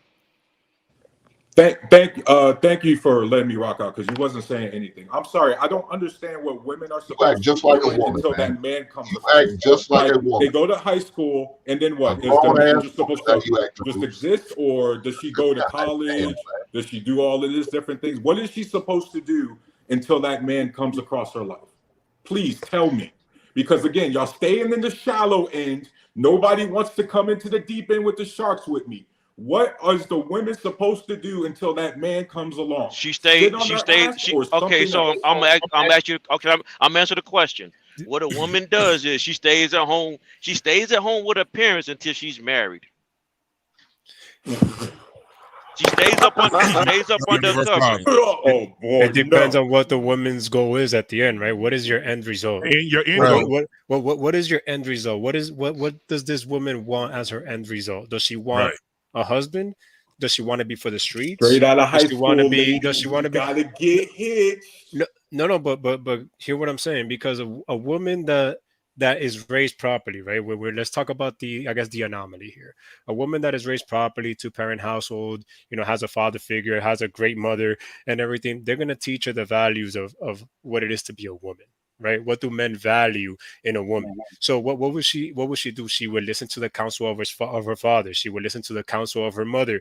She would listen to counsels of other older women to teach her what it means to love and respect your husband. She will follow those steps. She would look at other marriages to see what's working. At the same time, Ruckus, yes or no? No. Wait. She will put herself in proximity to the man that she wants. So if she wants to date, if she wants to marry somebody, let's say a lawyer or a doctor, she will go ahead. I'm sorry, Ruckus, you're not answering the question just like John. What is she supposed to be doing until that man comes along and treats her offer. We just told Should you. she be going to I'm college? telling you. Should she be going to college? Yes or no? She could do that. She could do Okay, that. so There's she can go to job. She should be making sure her credit score is good. She could do She all should of be that. going to Yes, I college, don't. There's focusing on her career, right? She could do all of That's that. not what John said. So but stop I'm trying to saying, co-sign something that John did not say. no. But Okay, I'm so just saying she can do but all of you that if the purpose is to get married, right? And she wants some type of man, let's say a lawyer or a doctor and everything. She goes to school and everything. That's cool. Let her do that. That's great. But her mindset is, I'm not gonna go ahead and chase the Hey, bag just for myself. I'm gonna go ahead So and she's supposed to be in limit education. herself No, out the no, I'm gate not. No, for a wait, dude She's that just doesn't supposed to be exist. wait. Let me responsible. finish. Let me That's finish. all. She's doing it. She's doing it in order to supplement that man's lifestyle when she's with that man, right? To be a helpmeet to the man that she wants to be under her leadership.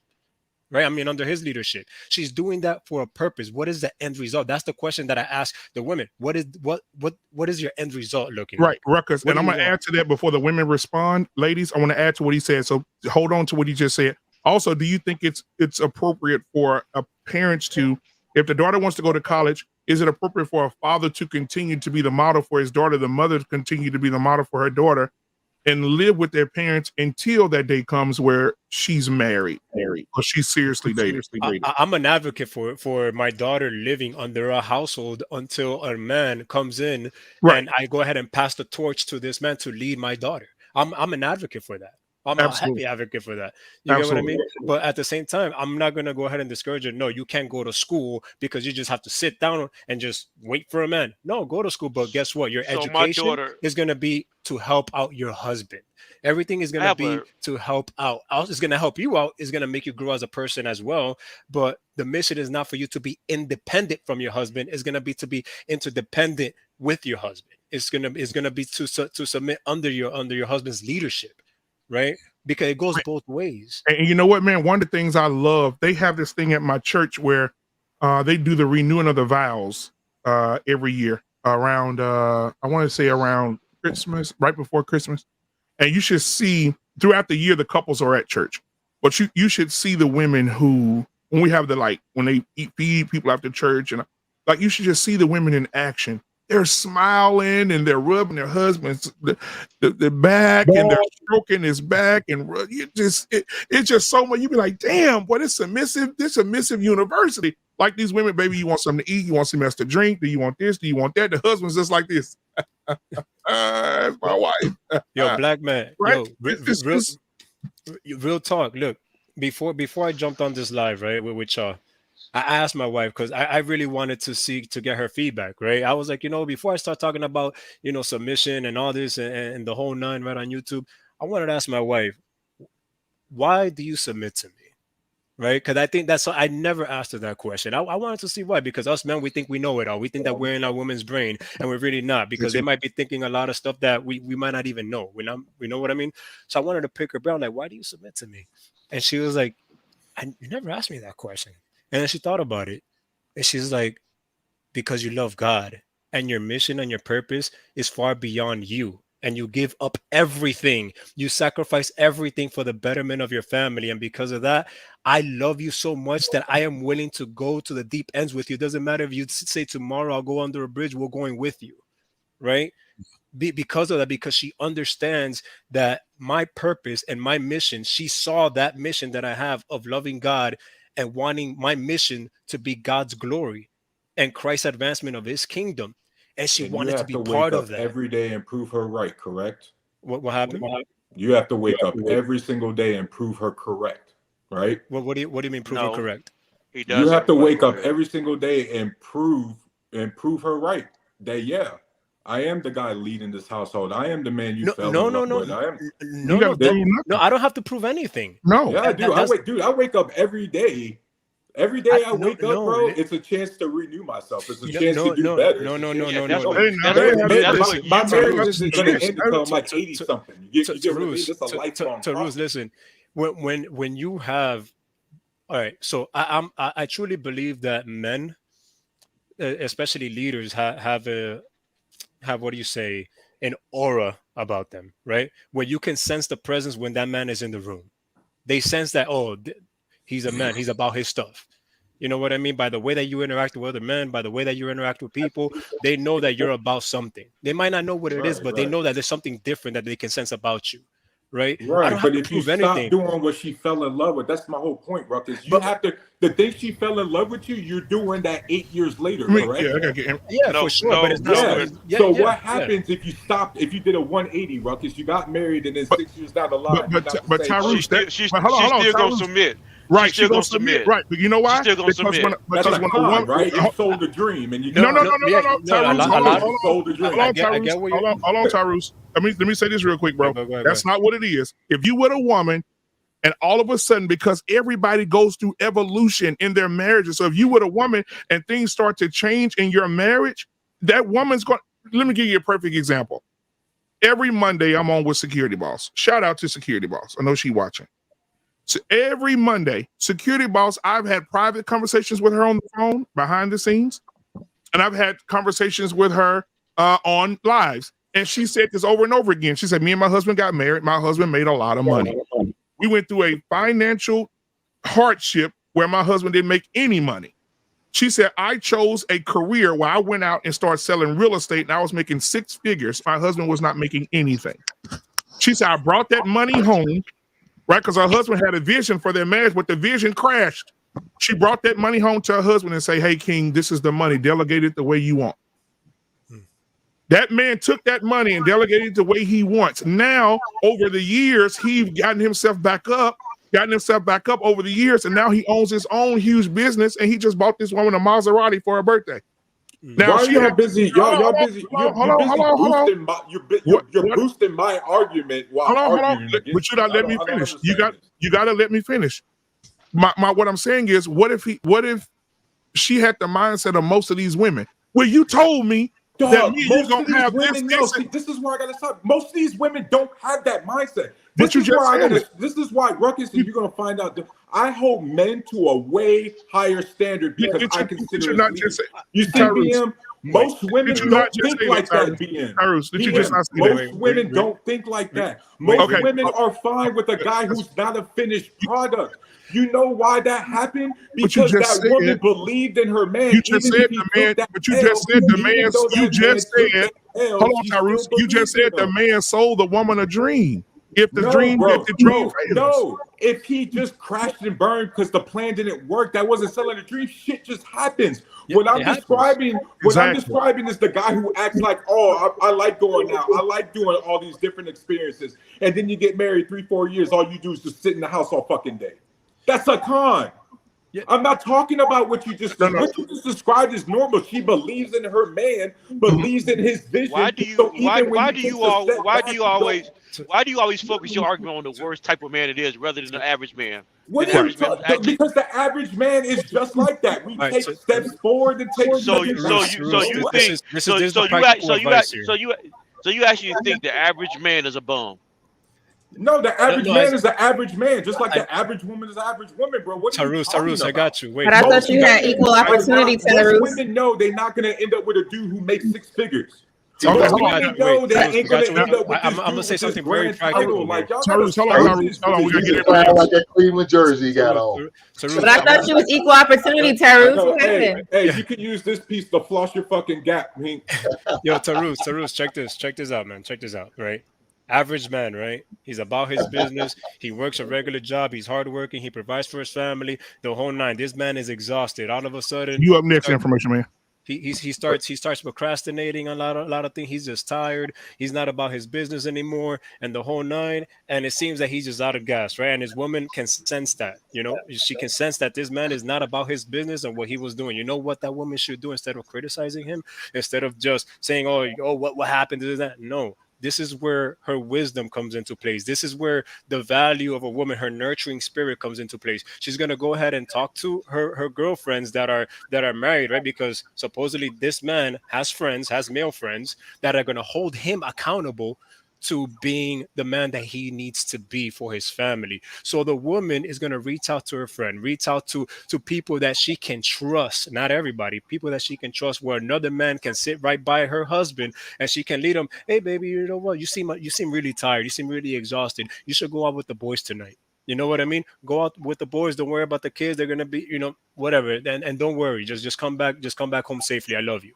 Boom. He goes out with the boys talk, and guess what? That is an accountability session with the men among men. So guess what? That boosts the man up to get, again, refreshed again. So to go about his business and do what he needs to be as a man. So these are just... Most men don't have to see. That's what I'm saying. Most women do that naturally.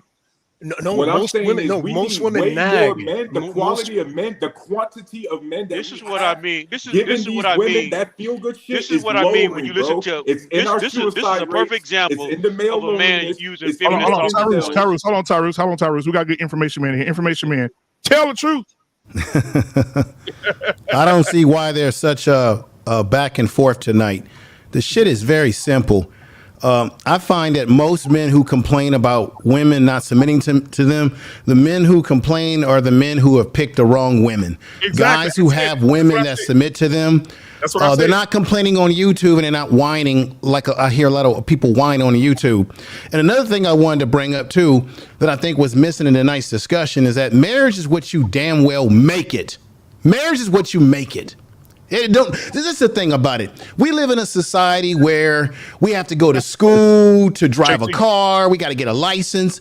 There's no proper training for marriage. There's no book on it. There's no classes that we're required to take. So you marry someone and you bring all of your imperfections to that marriage, your aspirations, your goals, whatever your culture is. And that's another thing that's missing is that when someone mentioned this about women, making a plate for a man, or when you were saying Black Men Unfiltered, that in your family they would say, hey, men, get out of this kitchen. What are you doing in here, baby? Get out of here, right? You guys haven't brought this up. That's culture. Culture dictates behavior. Culture is what you do, how you drink, eat, move, and what you do. Rules and regulations and codes of how you behave as a people. I think one of our problems in men, who are the ones who dictate culture? Men. Women give birth to society, men build society and dictate culture. So if we're not happy with what our women are not submitting to us, then as men, we must dictate the culture. That means what? Stop messing around with these women that are not marriage material. So pick women, take your time to court women to see their behavior, because culture is behavior. See how they treat you when you're dating them. Everything you need to know about whether they're going to be a submissive woman is going to be there for you in the dating process. Yep. A person displays who they are if you take the time to date them before jumping in bed and rushing to engagement in marriage. You'll find everything you need to know. And as a man, if your culture that you're trying to dictate to the culture is that you want women that are going to submit and work with you and not against you, then you got to do a better job. I'm sorry, brothers. You got to do a better job of the women that you decide to give your seed to, lay down with, marry, get involved in a relationship. I'm sorry. Now, for guys that are complaining about women not submitting to them, I got to ask you to look at yourself in the mirror. What kind of women you been picking? Because I just don't spend a lot of time on YouTube crying about what submission is, and I want women to submit to me. I meet a woman, we date, she has qualities that I like, and I say, that's the one. This one over here doesn't have it, so now I don't get with that woman, I move away from her, and I don't waste my time complaining about it on YouTube. This is a fact. This is goofy tonight. All the back and forth banner and shit. Come on, guys. But it's very simple. But information, man, I want to touch just to piggyback off that point because I agree 100% with you. But at the same time, too, we can't excuse the women for they're not victims also. Right? Oh no, I'm not saying. No, I know you're not saying that. No, I know you're not saying that. That's what men are doing right now that we can't be focused on women. Hold on, Tyrus. Let Ruckus finish real quick. No, I want to hear what Ruckus is saying. I want to speak to what he's saying. That's what I just wanted to say. I want to piggyback off that because I'm in agreement with you 100%. But at the same time, I don't want to let women off the hook because you're not, the women are not victims for saying I do to a certain man that is not technically a man yet. Okay. Right? Because when a man is courting or dating a woman, it's both the man has to see how she moves, how she treats him, how she treats her family, how she treats her friend, what is her reputation in society, in the neighborhood, Yes, and the sir. whole nine. And the woman needs to know that about the man as well. Right. What is he about? How does he treat his mother? How does he treat his father? How does he treat his family? What is he doing? What is his mission? What is his purpose? You know what I mean? So those are the things that need to mesh together in order to make this thing compatible, because you need to have people that are equally yoked, not equally perfect, but equally yoked. And I think that's what a lot of people are missing in today's society, is that people are not being intentional when they're dating, when they're getting to know one another. They're not being intentional. Right. I want to just say these points before I drop off the panel. Great. You guys, it's a great discussion. I just got to say this. Going back to culture, how do women learn? Well, I know that women usually learn how to treat their man based on how they see their mother in the household treat their father. That's once again dictated by culture standards that we push. So the women that are out here in the world, I don't know what the percentage is, that are not willing to submit that way. And I think the reason why women don't like the word submit, especially, I'm going to keep it real with y'all, especially when it comes to black women, because we akin that word to slavery given the history of black people in America. So I think that's one aspect. I'm talking about psychologically. See, there's a mental aspect to this. When you use the word submit, that's connected to slavery. That's why people get triggered by it. That's why some women get triggered by it, right? But most men don't need to get with a woman and say, will you submit to me? It's a natural, organic interaction that should be dictated by how you move and operate, right? And remember, the relationship between a man and a woman, a man should always dictate it based on power dynamics. What do you bring to the table as a man? What do you provide to that woman? What does she provide to you? Women submit. Y'all might disagree with me. I think women, using the word submit, which some ladies don't like, I think women give themselves to men who command a certain power dynamic and how they move, talk, speak. It's action, less than that. And I just hope that we can develop this ability, but I think this is part of the problem too. There's been a breakdown in the family structure in these 2000s that we've been living in. And if there's a breakdown in the family structure where you don't have the man in a household and you have women doing whatever they want to do, both men and women are off balance with each other. We're out of balance, which means what? You create out of balance children, boys and girls. So now girls grow up and they don't know how they should treat a man. I'm just keeping it real. If they never had a man in a household and just raised by their mother, and let's say you have women out here who have had dysfunctional relationships, abusive relationships, or they're laying up with every Tom, Dick, and Harry, and the daughter is watching that, that's dictating a culture of that, this is how I should treat men. If the mama don't treat men right. So you got to understand, how do people grow up and learn this? It's learned behavior.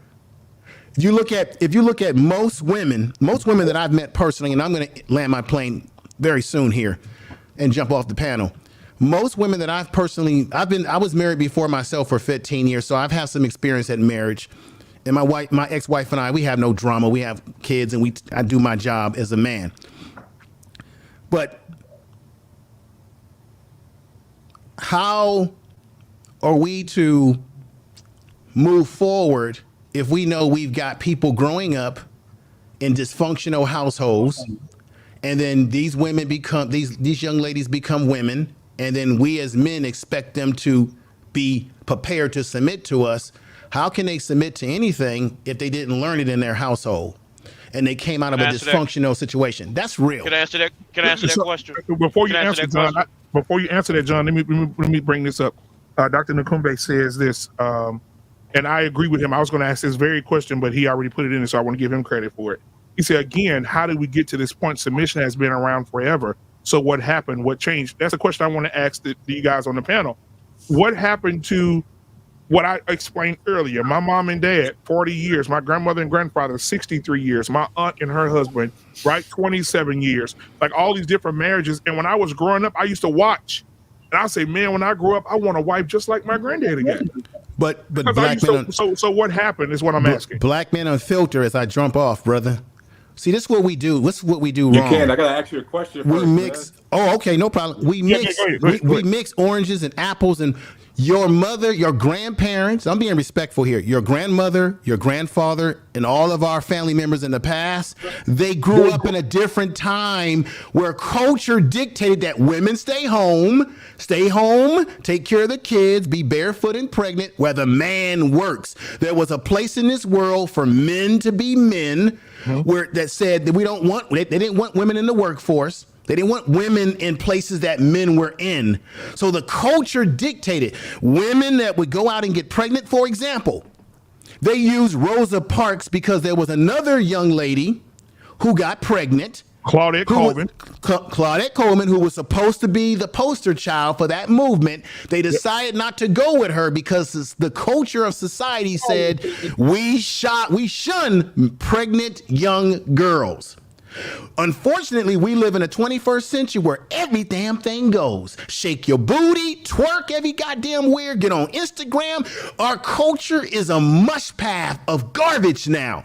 Yeah. Your grandparents grew up at a time when there was goddamn standards. And all week now, what do we have? TikTok, shake your ass. I rest there. Yeah, you're right. I agree. It is a different time, and I think so. I'm gonna ask this question, then, information man, before you leave. I know you got a lot of crime to stop tonight. But filter this Sunday, man. I got a video that I want the crew to come over to my channel Sunday because I want to do a show about. They're talking about how young men are not getting enough sex. The statistics look really bad. And I got this video, and I want y'all to analyze it and have a discussion. So this Sunday, man, I want y'all to come over. I want you to be my main guest this Sunday. Absolutely. I go live 2:30 Western time, 5:30 Eastern time, 4:30 Central time. Information man, can you check the back chat? I put a YouTube link in there. I'd like you to check out. It may go with what you're doing on Sunday. I'll check it out. That YouTube link. So my question it might be the one on CNN. Okay, I'm sorry. Yeah. So my question is, the way things are right now, shake your ass for TikTok. Did our parents or our grandparents or whoever we looked at back in the past, is that looking at like we were set up for failure? Because we're looking at something we want, but now this world does not provide that anymore, right? Because if you look at my grandmother, I was like, damn, I want somebody like my grandma. But in my situation, any other man's situation, look at my grandmother and be like, I want a woman like that. But if that woman does no longer exist and everything has shifted to shaking that ass, then what is it for a man to do that grew up with a grandmother that he idolized, that he wants to marry a woman that moves like her? BM, this is my question to information man, because it relates to yours. Information man, would you agree with me that too many men today are falling in lust and not in love? But love ain't got nothing to do with it. No, dudes don't know the difference between falling in lust and falling in love today. Well, they stuck on the shallow end, just worried about the woman's looks. They ain't going any deeper. I believe that there's certain type of dudes who always think with their small head and not their big head. You're gonna always have those guys. We see them in the barbershop all the time. But that's what I'm saying. They cry about what the woman that they met in the club, and then there's guys. I just think I think every guy is different. Some guys do a great job of analyzing. Look, man, this is gonna sound crazy what I'm gonna say. Remember, y'all gotta study Dracula. How did Dracula move? He analyzed women. He seduced them, but he analyzed them. He was mysterious. You know what I mean? So I'm saying we gotta bring back those attributes of mysteriousness and really focusing on, is this woman right for us, right? But those are guys that just think with the little wee, man. And so in conclusion, I'll say this real quick, Tyrus, and then John the Baptist, you can hop in as well. I just want to say this.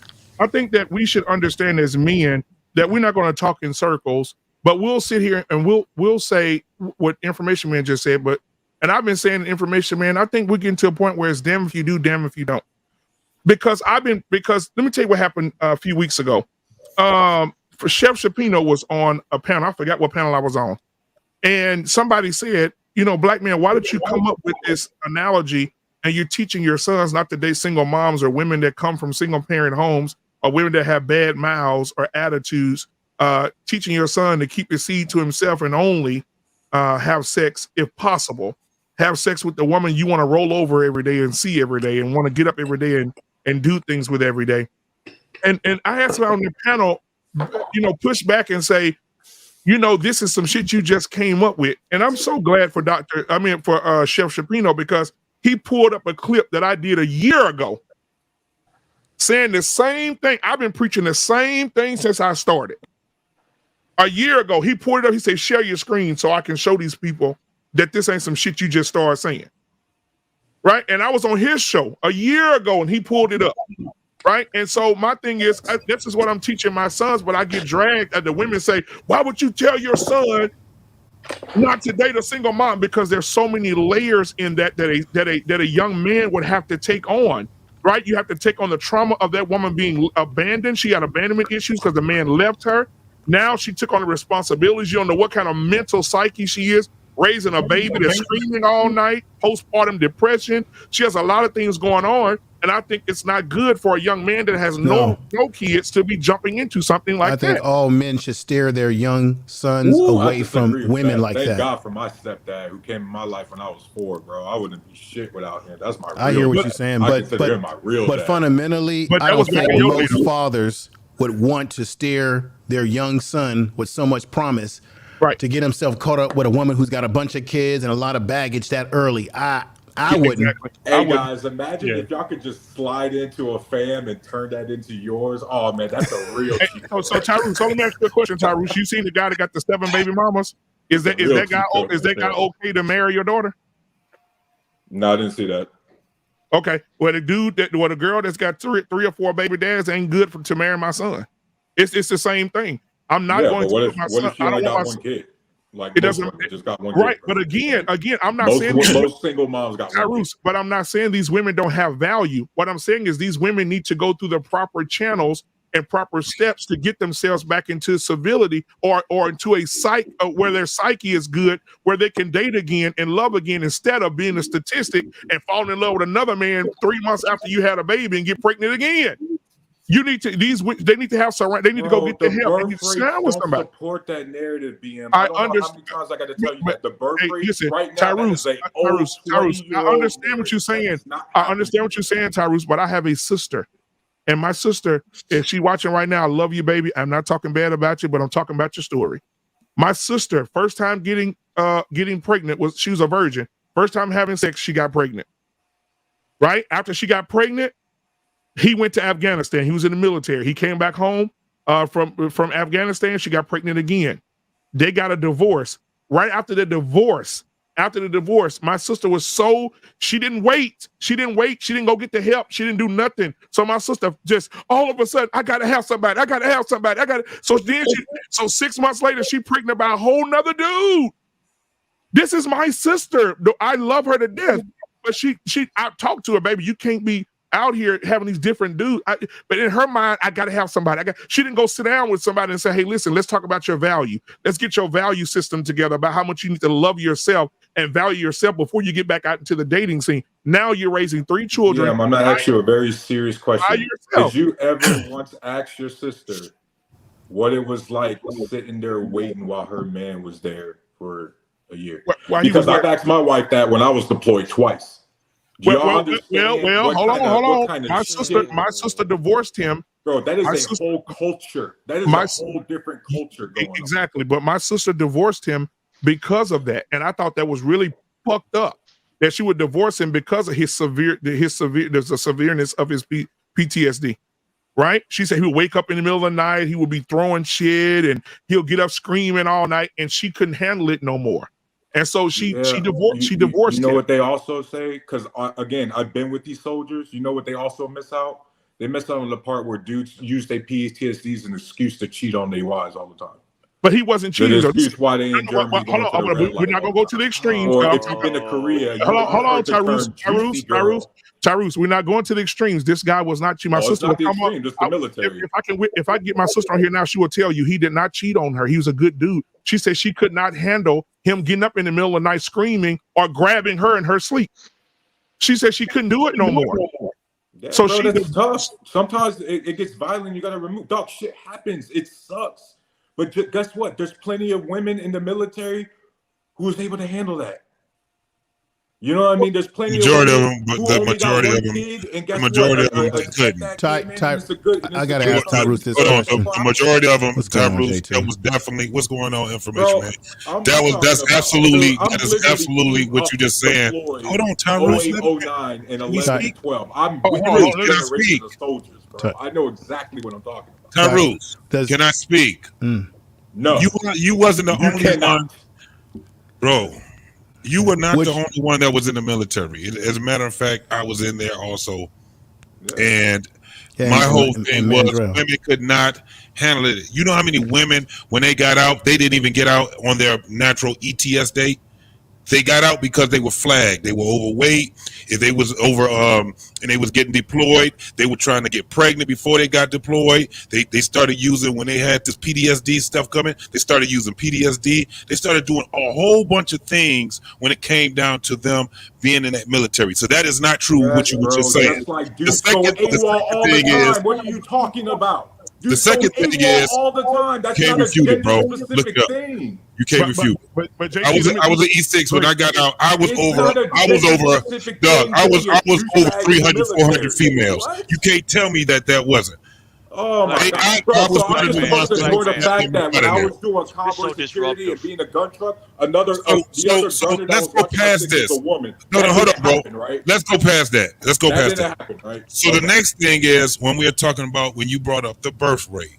Right now, women have a higher birth rate than men by a long run. That is not supposed. And Black Man is going to be talking about it. I mean, Information Man will be talking about it Sunday. Yeah. And it's not It's supposed very to much be true. that way. Very much true. Yo, what century do we live in? I'm sorry. Are we going into the middle of the battlefield? I'm gonna end this right. I'm gonna end this right here because I can't take this shit right here, bro. No, This is bro, what I'm because saying. what century are y'all living You in? can't, bro? We got drones and Tyrus, shit like you that can't now. be over talking, dog. We sit there, we let you. This is Bro, not the no, Tyrus I show. told y'all, This is bro, Black I'm Men not standing Unfiltered. begging. Hey, Tyrus, I'm not but you gotta standing be in the respectful, shower though, But you're over talking people, bro. because y'all stand in the kiddie pool. It's not a because. All right, go ahead, JT. So what we're saying is this: when it comes down to it, there's a lot of issues that we have when it comes down to family now, because again, we don't have culture of marriage. Right. We don't have culture of marriage. You don't see auntie, you don't see mom, you don't see it. It was like it wasn't just the parents' job to bring us up. I was very, very close. I'm 50. Me and my cousins were very close. All of us. You would have thought we were all siblings. That's how we on my mother's side and on my father's side. My mother and my father were so tight knit. 53 years. You couldn't tell what side was what side because we had a culture of family. No matter whose side. We never even said, this James side or that's Jeannie's side. We got tired of saying that. We were just family. And one of the things that we saw was our great-grandparents. I had the privilege, and I didn't know it was a privilege until I got older, to actually spend weekends and sometimes weeks with my great-grandparents, who, by the way, was married before my grandmother died. They were 75 years married. I got a chance to witness something like that, to see exactly how that looks. My grandmother, she had 10 siblings. Some of the marriage worked, some of them didn't. But guess what? They all were still family. The ex-husbands, they was in the family for so long that they stayed in the family. We still called them uncle. The aunties, they were in there. We still called them auntie because they were cordial when it came down to it. It wasn't a thing that we see now. When I got divorced, that shit was like war. We talking about war. But you didn't leave. And in my well, listen, I was a statistic. I was a statistic right? Not knowing at that time. I got a divorce in 2000. Didn't know that it was statistical that this was happening.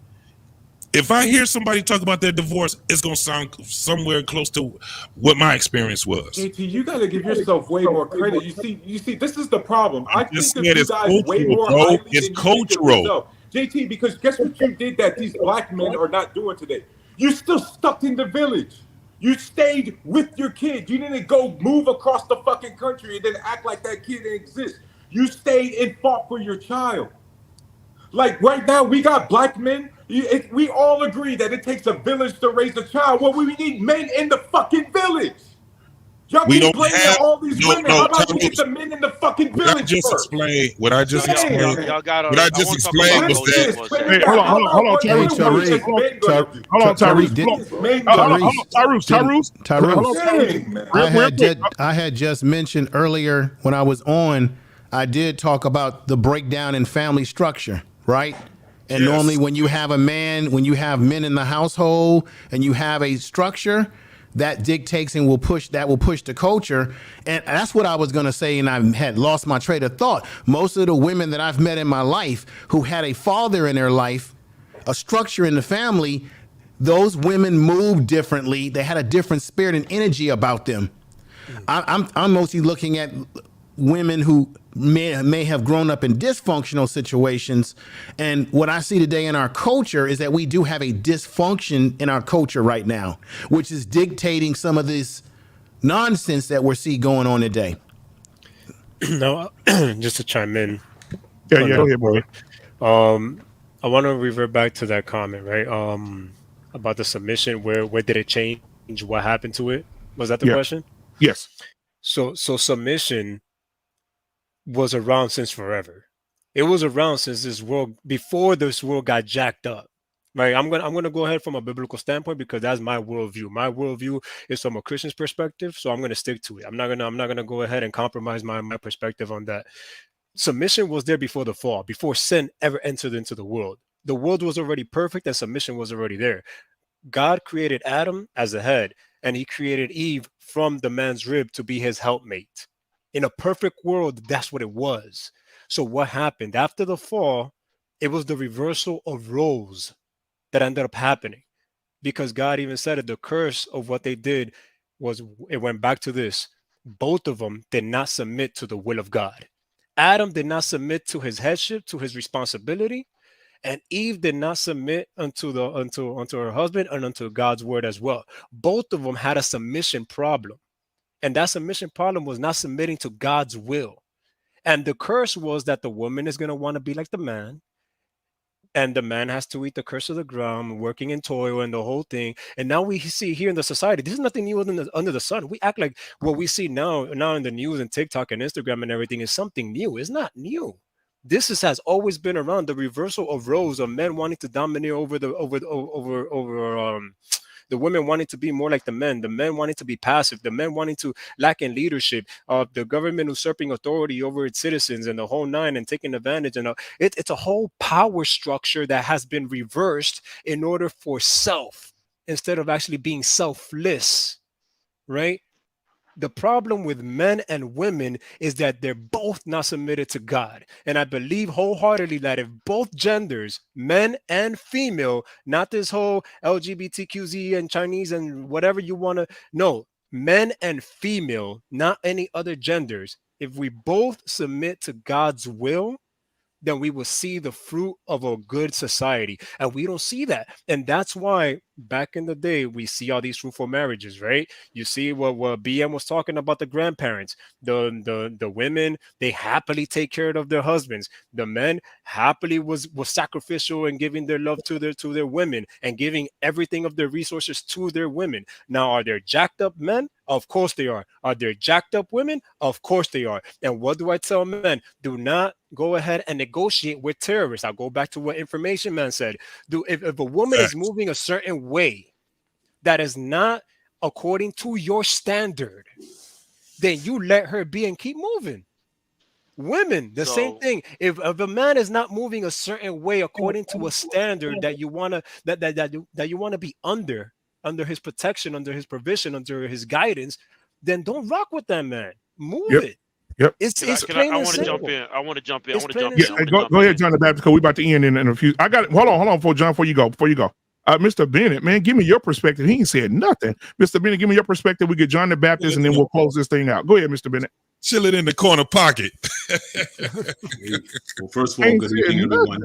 Ruckus, I don't think I've ever shared a panel with you. Nice to meet you. And nice to meet you, Bennett. I appreciate your perspectives tonight. Honestly, I've heard a lot of word salad tonight. I'm kind of with information man on this.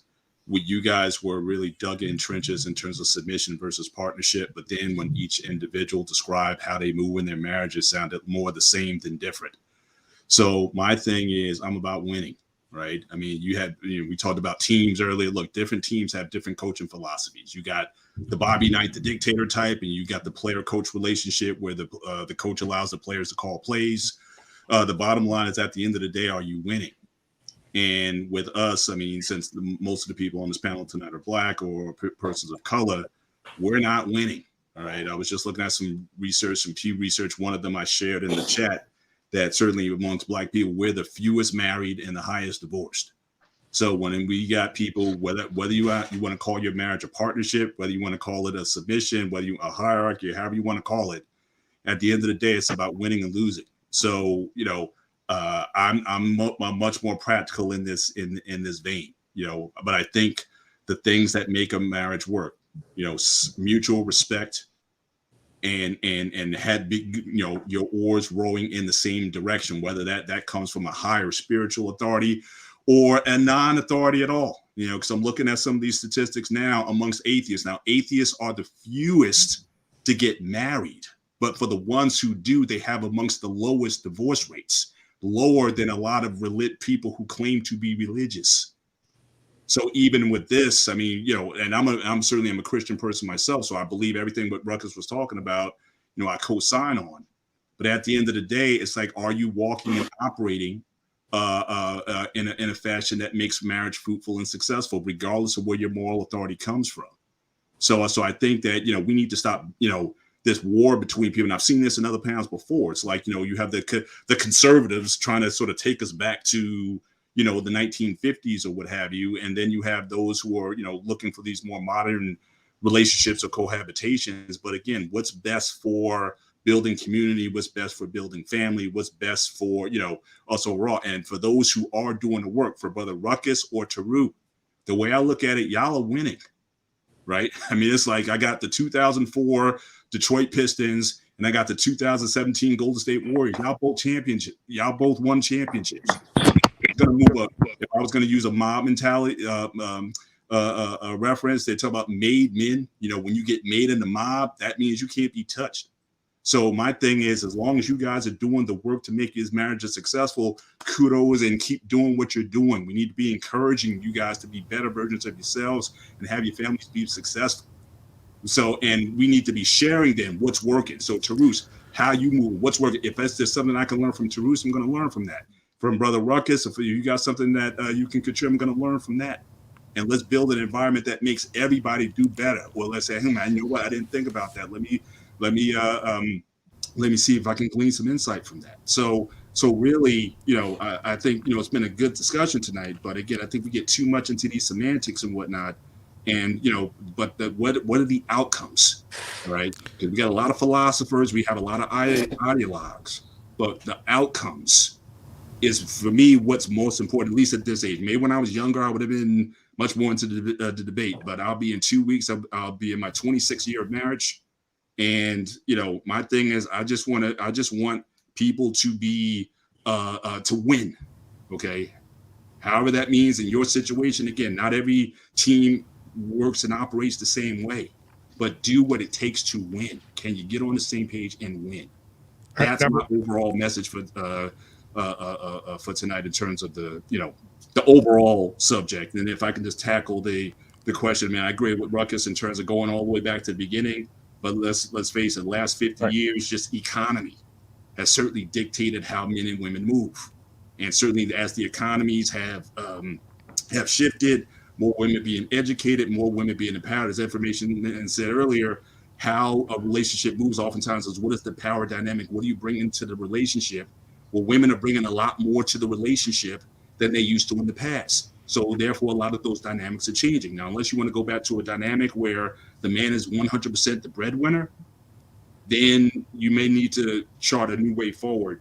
But again, however you do that, come together and how can you guys win and how can you make yours? I mean, the marital bed is to be respected and honored. Yeah. But how I make my bed may not be yours. And I don't have a right to necessarily judge or criticize that. And I want to say this real quick. I want to give Vaughn some attention. Vaughn said it's just not a woman's fault. Listen, that's not the perspective. I don't know why Vaughn is hooked on this thing about we keep blaming the women. You keep blaming the women, black men. No, we're not I'm not blaming the women because I've changed my whole mindset about it. And now I'm even giving it to my sons. No. It's your fault if you go out here and pick these women. What I want to do is when these women out here got this pink hair and they smell like sweaty palms, and you out here hitting them because your pecker hard and you just want to get one off, it is your fault if you get that booger whoop pregnant and that booger whoop junior sitting up there. Now you got an ugly woman you had sex with. Now she had an ugly baby, and now you got to deal with them ugly folks for 18, 20, 24 years for life. That is I told my son, that's your fault. It is your fault. Because what we need to do is line them all up. The ones that don't deserve to be with me, and men need to preserve their seeds. Don't be out here having sex with the woman you don't want. Don't be on the panel talking about, I don't want no 400-pound woman built like a Philips TV in 1960. Right. If you don't want that, then don't be over there at midnight like the Pink Panther, sneaking in the back door hitting them. Stop going over there hitting them. Leave them alone. And then what happens is we can line them all up over there on Von Bryant Boulevard, and we can say, Von, you can save all of them because we don't want them. Line them up. We don't want them. And when men start doing that, because pussy has taken over the man's mind, and they took over their clarity. And when men get to the point where they can become sapiosexuals instead of sitting up here talking, get what's up in a woman's head. Because I'm telling you, bro, if you bust a nut in the wrong one, you done. You done. Hey, black man. Hold on. No. Hold on. I've been patient. I'm gonna go now. Two aspects. We talked about culture.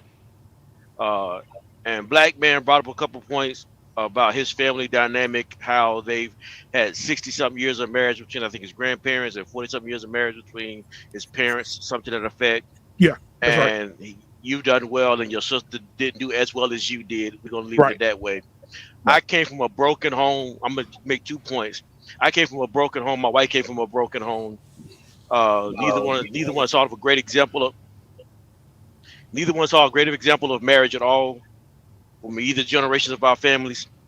And my wife learned to be submissive by analyzing the world and understanding what it takes for the world to work. So by the time she came to me, I recognized a submissive woman by me analyzing the world, not seeing it in my parents, but seeing how the world should move, understanding the nature of God and the nature of the world. So we learned this submission thing. And like I say, we got married. I was 21, she was 19. I'm now 49 and she's 47. 28 years of marriage. Congratulations, my brother. 28 years of marriage in August. So what I'm trying to say is culture is only as important as you make it out to be.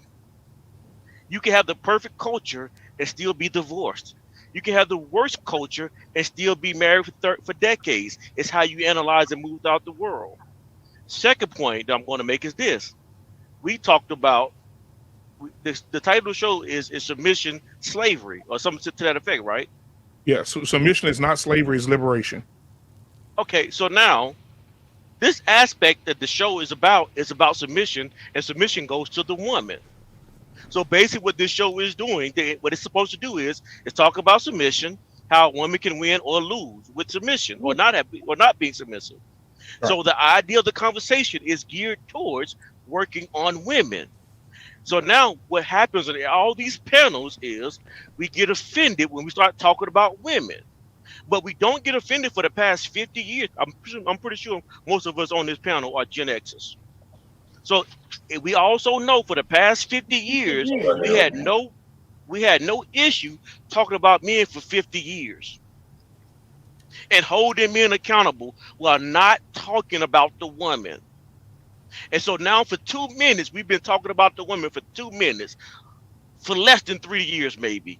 What have you on this thing has been going on. Now we have a hard time keeping it on women without bringing them in. We need to recognize in these spaces when we start talking about these issues with women, treat it the same way we did it when Oprah broke out in the 80s. Treat the same way when they did how all these panels talked about men for decades, from the 70s, the 80s, the 90s, 2000s, 2010s. Now here in 2020s, we've been talking about women for a minute. And now we got all these white knights that want to come save. Listen, don't come save, because this medicine is actually the medicine that men took made men look in the mirror and made men change their patterns and become better men. And so now you're starting to see the results of men being better. It's turning around. So now what we cannot do is take That's that a medicine. damn lie, John. The suicide rates are up. Male loneliness Hey, is bro. up. Hey, bro. Hey, bro. Incels Hey, is bro. up. Hey, It's saying I kept quiet. Hey, I kept quiet. I kept quiet. I kept quiet when y'all was talking. Don't interrupt me now. Go ahead, I kept John. quiet. Come on, Tyrus. You gotta let him finish, man. Get a man respect, man. You gotta let him finish. He was quiet. He didn't interrupt nobody. Go ahead. Wrong. So I'm done. I can't do this. Go ahead.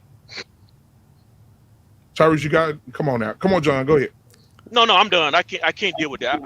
I can't deal with disrespect like that, because I'm about to cuss. I don't like disrespecting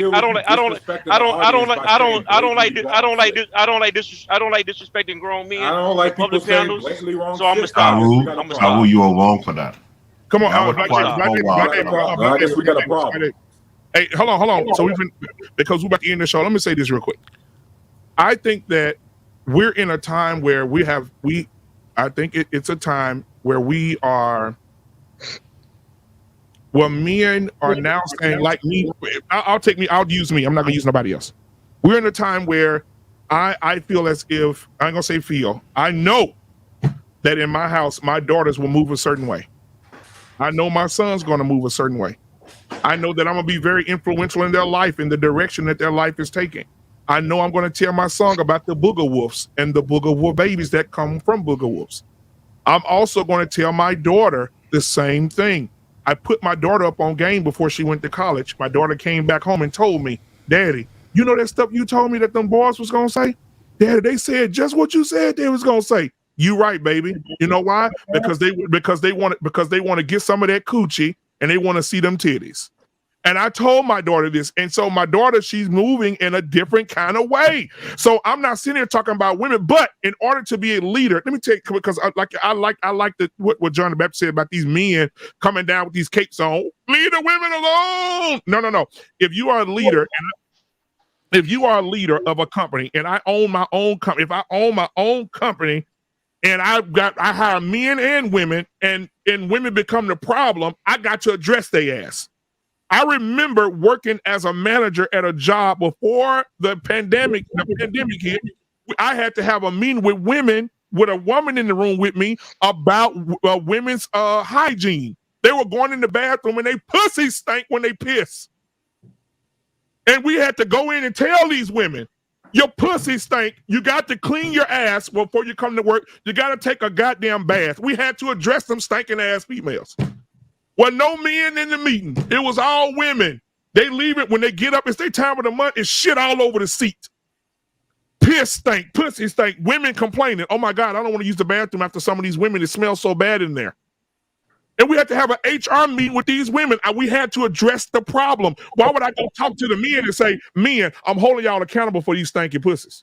Now, y'all the reason why these women come to work pussy smell like that. No, you can't. You got to address the issue. And sometimes the issue is, I tell my son, sometimes you're going to run into booger wolves. I tell my daughter, sometimes you're going to run into Curve Dick Roosevelt. And now when you run into these two entities, this is how you handle yourself.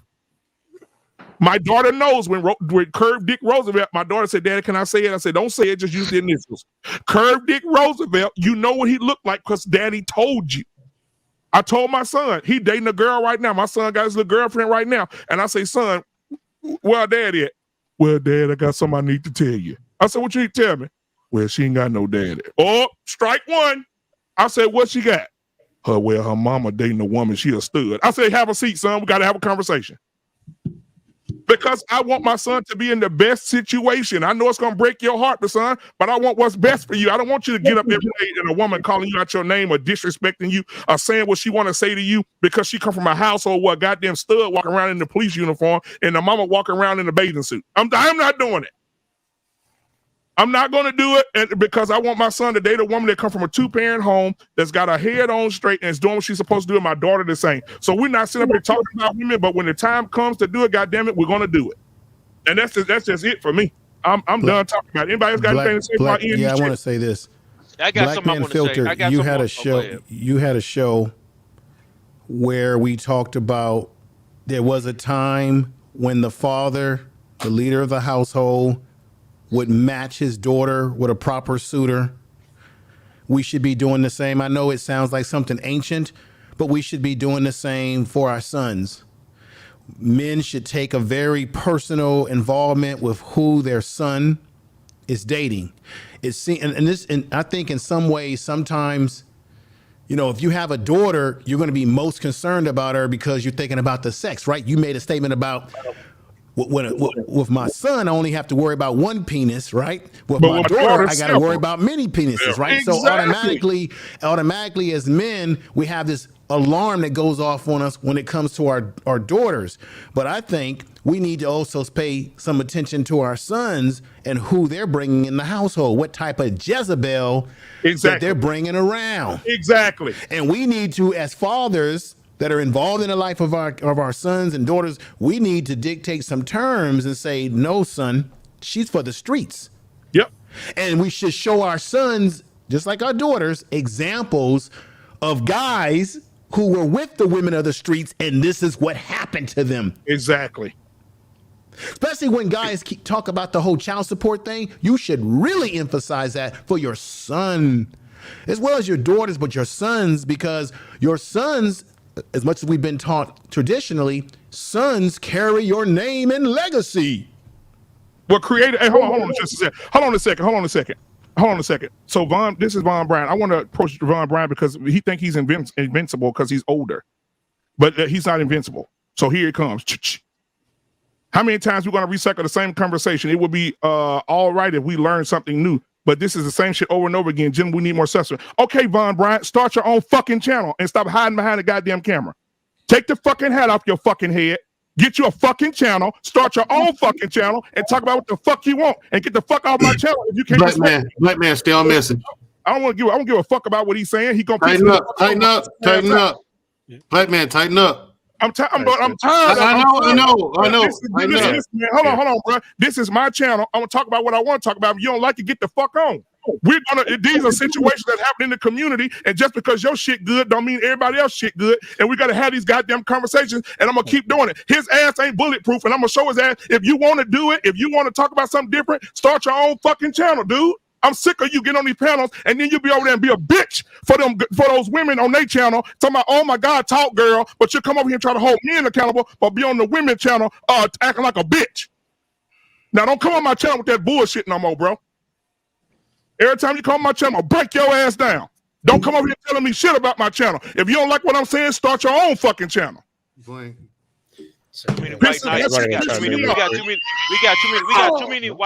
got too many white knight males in society now. This is what. Hey, just going back on topic real quick. Yeah, let's go back on my bad, bro. I'm just tired of these niggas, man. You good, bro? Hey, man. We're good. Hey, bro, I'm just tired of these dudes trying to saying that we can't. Women are off limits. They're not.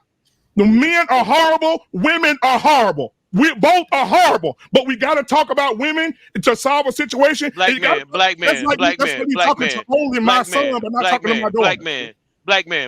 Do me a favor though. Now, I'm not no disrespect though.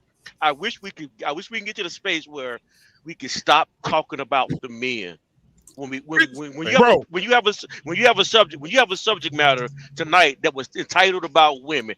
I'm not saying you did this. But the conversation went there. We it's about this whataboutism, and we had to bring men into the conversation. When the conversation was geared about women, let it stay on women. When the conversation is geared about men, then let it stay on men. This conversation had nothing to do with men tonight. It was about women. Wait, Yeah, wait. I'm gonna go ahead. Wait, Ruckus, go who ahead. Hold on, y'all. Let's get Ruckus in. Ruckus, go ahead, my right? brother. Real quick. I mean, I know the emotions are high and everything like that. No, these are facts. We got These are just facts. Yeah, but there's I believe that as men, right, that we can't control the uncontrollable, but we can definitely control the unpredictable, right? It's just I think it was Anton that said it, that I think it's about 30% of things that happen to you, 70% of how you react to it. So I mean, we can take that as a good lesson and just be cool. Hey, you know what? Let's continue with the conversation and rock. If there's something I've that been he around says, information man too long. Shit. no, you're good. You know what? You're good. If it's something that he said, all right, cool. You take it, you analyze it, and everything like that, and we good. But going back to the topic, Martin Luther, a Protestant reformer, mentioned this about marriage, about his wife, and he said, let the wife make the husband glad to come home, and let him make her sorry to see him leave. You know what I mean? It's a reciprocation of that oneness that they have together, right? We need that. I believe that married men and married women, we need to make marriage attractive. We really do, because I believe it was one of the ladies that said that a lot of these guys, even a lot of these women, seem unhappy in their marriages, right? And hey, they you can only blame them, whatever's going on in their household, whatever. I'm talking about my household here. I can talk my ish because I know the dynamic that I have with my wife here in this household, right, where she doesn't want to see me leave. She dreads the times that I have to leave out of the house, even if it's for like 15 minutes, and she says, baby, I miss you, and everything like that. Tell her, baby, I love you. You get what I mean? Like, yo, we are Ruckus, happy. here's the problem though, and JT and black men are gonna understand this. You gotta Hold on, understand. let Ruckus finish because I gotta end the show because I gotta go pick my daughter up. Black Men Unfiltered, I'm about to drop off the panel, brother. Thank you for letting me be on here. Take care. I'll land it quick. I'll be there Sunday, bro. Me too. I'll land it quick, man. Like us men, we need to be about our business. Women need to be about their business as well. They just need to understand that they have a role to play just as we do as well, right? I don't have to tell my wife what to do. I really don't. I don't have the problems that a lot of people will be talking about on YouTube and even in society as a whole. I don't have to tell my wife to make breakfast. I don't have to tell her to make lunch. I don't have to tell her to make dinner. I don't have to tell her to take care of the kids and the whole nine. Those are natural things that she does because she loves me and she knows that I am exhausted because I sacrifice so much for the family, and she reciprocates that love that I have towards the family back onto me so that I can be energized and go about my mission again. We work in unison. We work as one together. And man, I'm telling you, when we go out, it is joyful. It is, and that's the thing. When you renew your mind and and both of you are under the submission of God's will, it brings joy. It doesn't mean that there's no hardships at all. No, but I probably can count maybe one time that my wife cried, and that was because she was stressed out when she was pregnant. That was it. That was it. In our whole 8 years of marriage, there hasn't been one issue that we have had where I made her cry. You get what I mean? Because that's my wife. I would die for this woman. I would literally die for her if I had to. Hey, Ruckus, and can I I know ask you a question, Ruckus? Wait, real quick. And these are the things that we are missing in these talking points, YouTube, and what a man should look like in protecting and providing for his wife. We can talk about, I think women know what they need to do for their husbands. They know. And if they don't know, cool. We'll make it aware. We'll make it aware for people on YouTube to understand, hey, women, listen, this is what men want. We just want peace. We just want you to take care of yourself. And guess what? As a man, I'm gonna go ahead and lead you in taking care of yourself. You know what? You need $50 to go do your hair. Go do your hair, baby. Hey, go. Take whatever. Go chill with your homegirls and everything. Come back, whatever the case may be. You need a break from the kids. I got you, baby. Don't worry. The kids are with me. I'm taking my son to the park. The whole night. It's a reciprocation, right? That we don't talk about. And these are things that we're missing. We need to make marriage attractive, man. And I think that's what we're lacking too. We don't make marriage attractive enough. So Ruckus, let me say this. How about this, man? Hey guys, I want to apologize because, like I said, I've been around information man too long. But I apologize, man. I just get upset when we're trying to do something and people always got something to say that's not providing anything to the community or anything in these spaces. right? So I want to say this though. How about this? As married men and men who are seriously dating and about to get married, how about this Friday for a barbershop talk for the men? We do a show and we just call it making marriage attractive again. And what I'll do is not only will I take a back seat, but Ruckus, I would like you to lead that show. Are you open Friday? Friday was Friday. It was 8:30 p.m. Central Standard Time, sir. No, let me look at the day. What day is that? That's the 17th. Yeah, I'm good. Yeah, I'll be here. No, because I'm going to Orlando on one of those Fridays. I just wanted to make sure. So I'll have you host the show and we'll bring these guys back. Right? John the Baptist, I'll send you the link. Tyrus, I'll send you JT, Mr. Bennett. Bro. Friday nights is date night with the wifey. That's what married life is like. Oh, okay. Well, I like that. That's what's making marriage attractive right there. That's making marriage attractive right there. Let's go, baby. So I appreciate you guys for being here tonight, man. Oh my God, the devil busy right now. Okay. So anyway, so I thank you guys for being here tonight. I'm about to end the show because I already got my pot already boiling, and I want to make sure I end on a positive note. Thank you guys for being here, JT. Thank you for the marriage you're about to enter into. Thank you, John the Baptist, for the marriage that you're in. Congrats, Tyrese, JT. Yeah, congrats, JT, man. Thank you, Tyrese, for being here in your marriage. Ruckus, how long you been married? We're about to hit 7 years. 7 years. I'm May 25th. Go Ruckus. All right, 7 years. And Tyrese, you said 15? April 4th, 15, baby. 15. John the Baptist, you said what was yours? You was in the 20s, right? August 12th will be 28. Man, come on, Mr. Bennett, where you at? Oh, you muted. 26. So John the Baptist beat you by 2 years. All right, and so for me it's 12. It'll be 13 in September, right? And so my thing is, guys, let's have a conversation about what makes marriage look attractive by men who are married. Now, the doctor is in the building tonight. He didn't get the opportunity to say anything. I'm going to let him say something because my brother, he coming in to say something. I'll let him speak. Then after that, we're going to end the show. I'll play the outro and we're going to be out. Dr. Nakumbe, speak. Yes, good evening, panel, and everyone listening. Just want to give a reminder. Statistically, marriage is not the minority. Marriage, there's stronger numbers in marriage. The institution of marriage has never changed. As society has moved along, there's been a pocket of people who haven't felt heard. And every time that pocket of people push to be heard, there's another group that goes back. But then you start influencing others. So those who were submitting and didn't have a problem with it, they start positioning, people who were against it were positioning themselves with them and getting in their ears. And now we have a group of people who are confused. They see submission as something bad. And the people we should be talking to, I mean, most of them are probably in bed by now. The people who are home together, coupled, are probably going to bed. And so the group who's listening to this, we're talking about the poly folks. We're talking about BDSM folks. We're talking about alternative lifestyle. We're talking about legally married, but a totally different view on what submission, lead, all that is. So partnership, especially if you have more than one person, who's the lead of 5 people? Who's the lead if we're both this type of demisexual and we don't even go off of this hierarchy? We go based on how we feel with the person. So I think if we have these conversations, acknowledgement to those people are important.